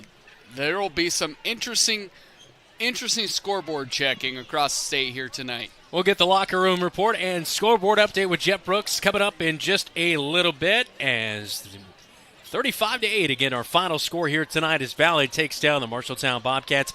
This is Bobcat Football. You're watching and listening to KFJB News Talk, 1230 AM, 93.9 FM, and here on KFJB-TV. Wayward Social is the place for fun. With 20 lanes of bowling, leagues for all levels, great food and drink options, an awesome arcade, there is a ton of fun to be had at Wayward Social. And that's just on the inside. Step outside and enjoy patio life at Gutter Point with drinks, shuffleboard, live music, and fun atmosphere. Follow Wayward Social on Facebook for updates on specials and live music. It is all on South 6th Street in Marshalltown. Visit wayward-social.com to plan your next visit to the place for fun. At Sports Plus Sports Medicine and Physical Therapy Center, we customize each patient's treatment plan to their individual needs. What does that mean? It means that not every back or knee problem is treated the same, and that your program will be unique and designed especially for your needs or problem. This improves how quickly you will return to work or sports. The Sports Plus staff is encouraging and takes pride in your successful recovery. This is just one more reason why champions choose Sports Plus Physical Therapy as their favorite place to rehabilitate and train.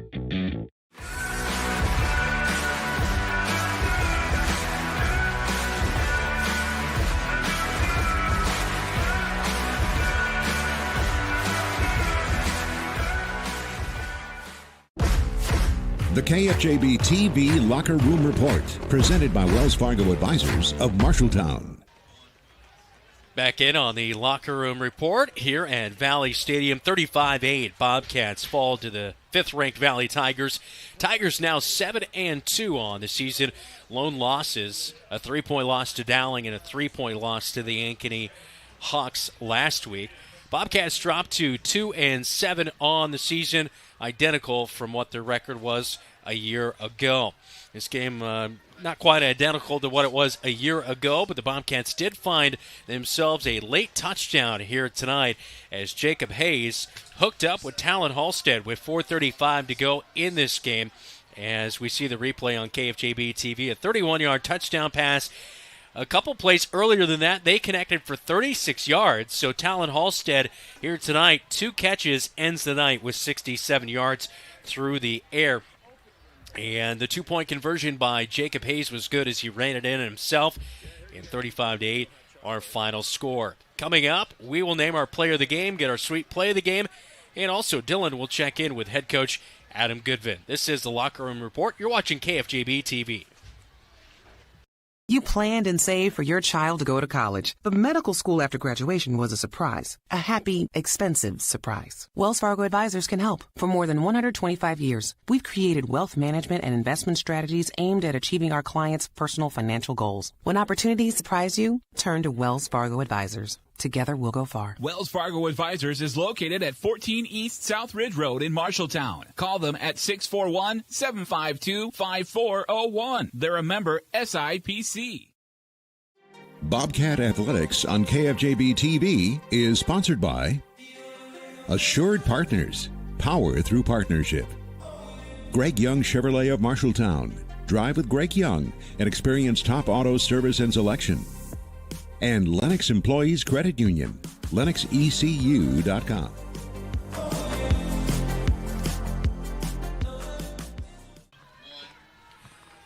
Back at Valley Stadium as the Bobcats fall 35-8 at the hands of 5th-ranked Valley. Back in here tonight on the Locker Room Report as time now for our player of the game, which is all brought to you by Opa Grill in Marshalltown. All you have to say is Opa. Of course, they are always serving up some of your favorites of Greek and traditional. All right, our player of the game here tonight, 2 catches and a receiving touchdown as well. Talon Halstead, 2 catches for 67 yards, a 36 and a 31-yard reception here tonight as he hooked up with his quarterback in Jacob Hayes. So congrats to Talon Halstead for the Marshalltown Bobcats. He is our player of the game, just a junior wide receiver, and he got in late at linebacker, standing at 6'5". That is our player of the game here tonight, as that's all brought to you by Opa Grill. They award a $25 gift certificate to the Bobcat player of the game. Time for our sweet play of the game, all presented by Lily Mae Chocolates, handmade, hand-dipped since 1939, always open at lilymaechocolate.com. Well, not only was he the player of the game, but he also brought us our sweet play of the game here tonight. A touchdown reception of 31 yards out from Jacob Hayes as he caught that one, brought it in the breadbasket, and scored 6 to get the Cats on the board here tonight. Before that, he had caught that 36-yarder like I had mentioned. So anyway, Talon Halstead, our player of the game here tonight. As we'll take a timeout, Jeff Brooks with a scoreboard update when we come back. This is Bobcat Football. You're watching KFJB-TV. What does OPA mean? OPA means joy, enthusiasm, and approval. And when you dine at OPA Grill in Marshalltown, you'll understand why. With their made-to-order pastas, soups, and salads made daily with the freshest ingredients. Favorites include chicken parmesan pan-fried to perfection, fresh and light chicken lemon rice soup, and their signature OPA salad topped with seasoned gyro meat. OPA Grill Family Restaurant in Marshalltown, where you can dine in or drive through. All you have to say is OPA!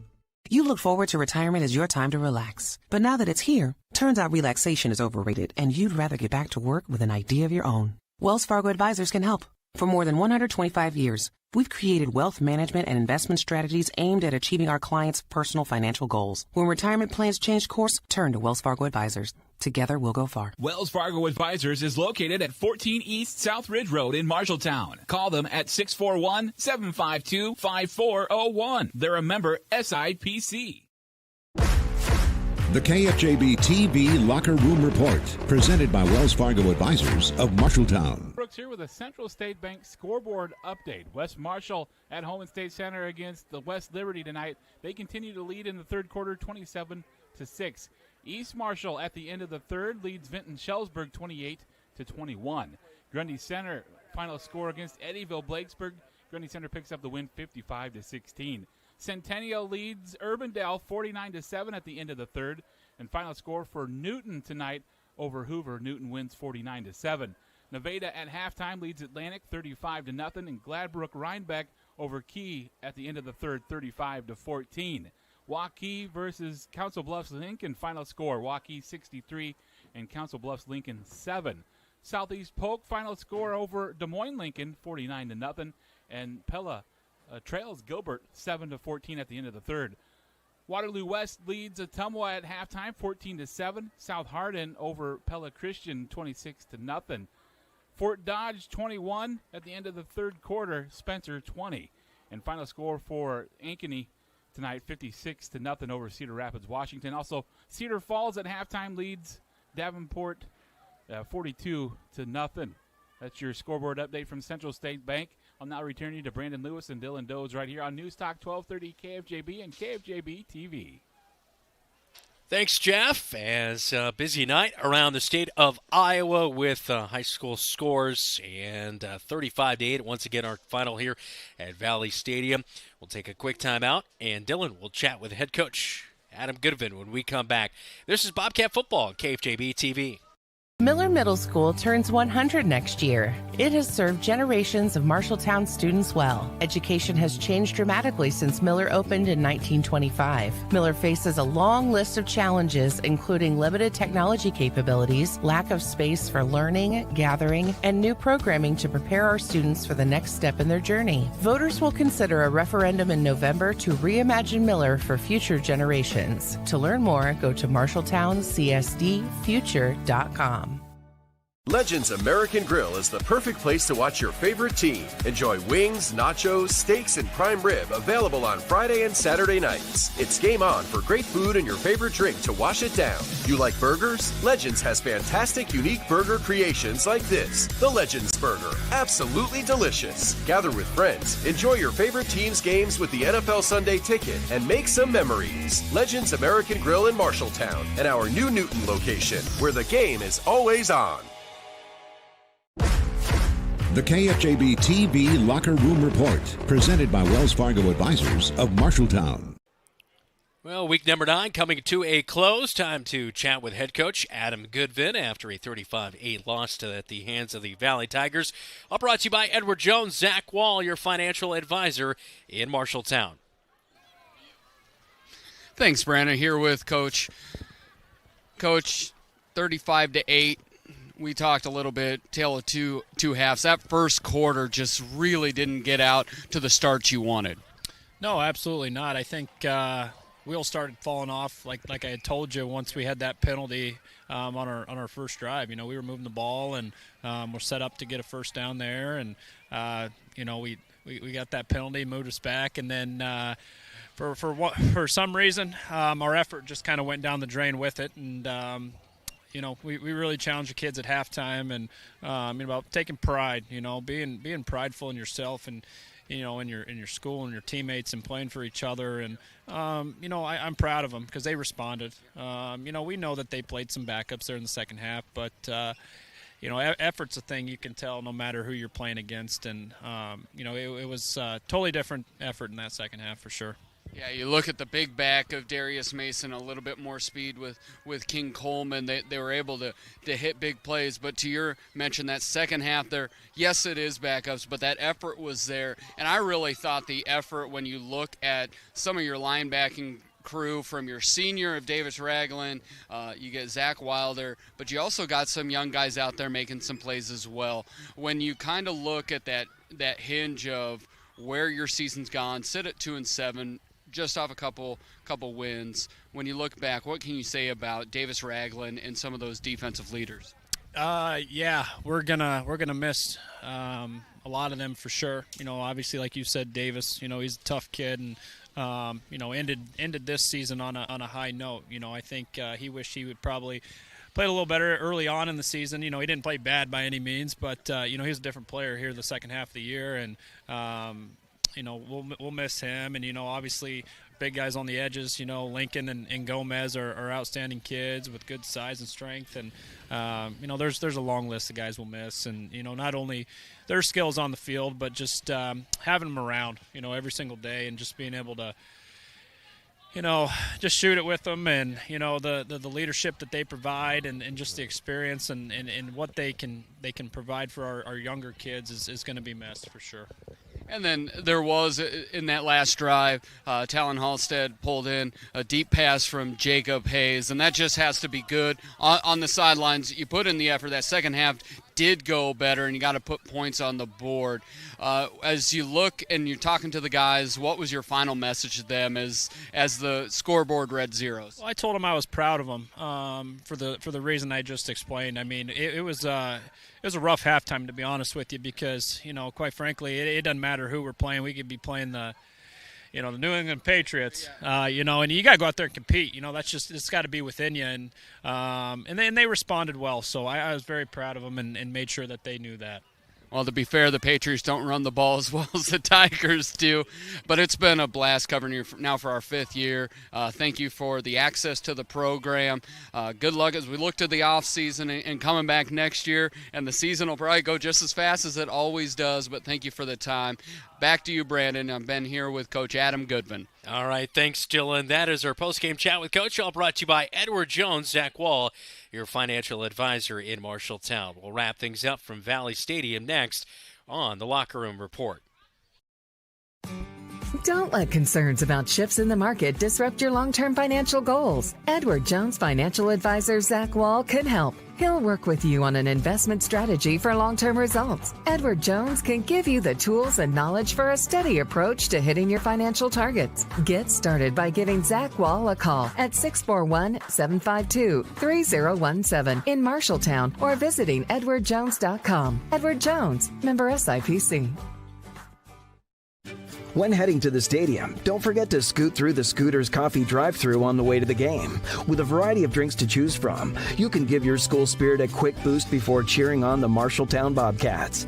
Try one of the fall features like the caramel apple smoothie, a pumpkin spice latte, or maple bourbon cream cold brew to get you through the game. Scooters Coffee, amazing people, amazing drinks, amazingly fast. South Center Street in Marshalltown. Proud to support Marshalltown Bobcat football.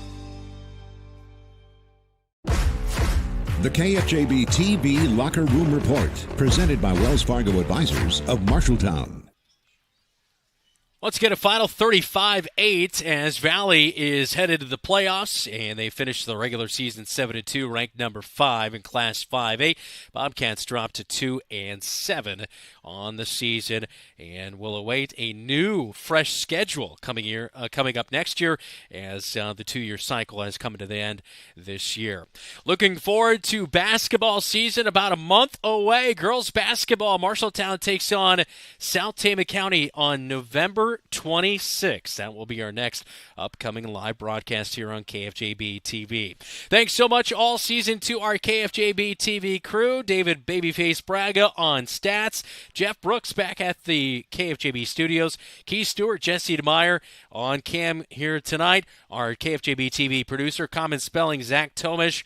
For Dylan Does, I'm Brandon Lewis. Thanks so much for joining us all season long. The 2024 season for the Marshalltown football squad has come to an end, but we appreciate your coverage and support of our coverage here on KFJB-TV. You have been watching Bobcat Athletics right here on KFJB-TV. Bobcat Athletics on KFJB-TV is made possible by Assured Partners, Greg Young of Marshalltown, Lennox Employees Credit Union, Marshalltown Area Chamber, Marshalltown Community College, The Gregors Furniture and Mattress, Sports Plus, Wayward Social, Wells Fargo Advisors of Marshalltown, Marshalltown School District, Scooters of Marshalltown, State Farm, mtownproud.com.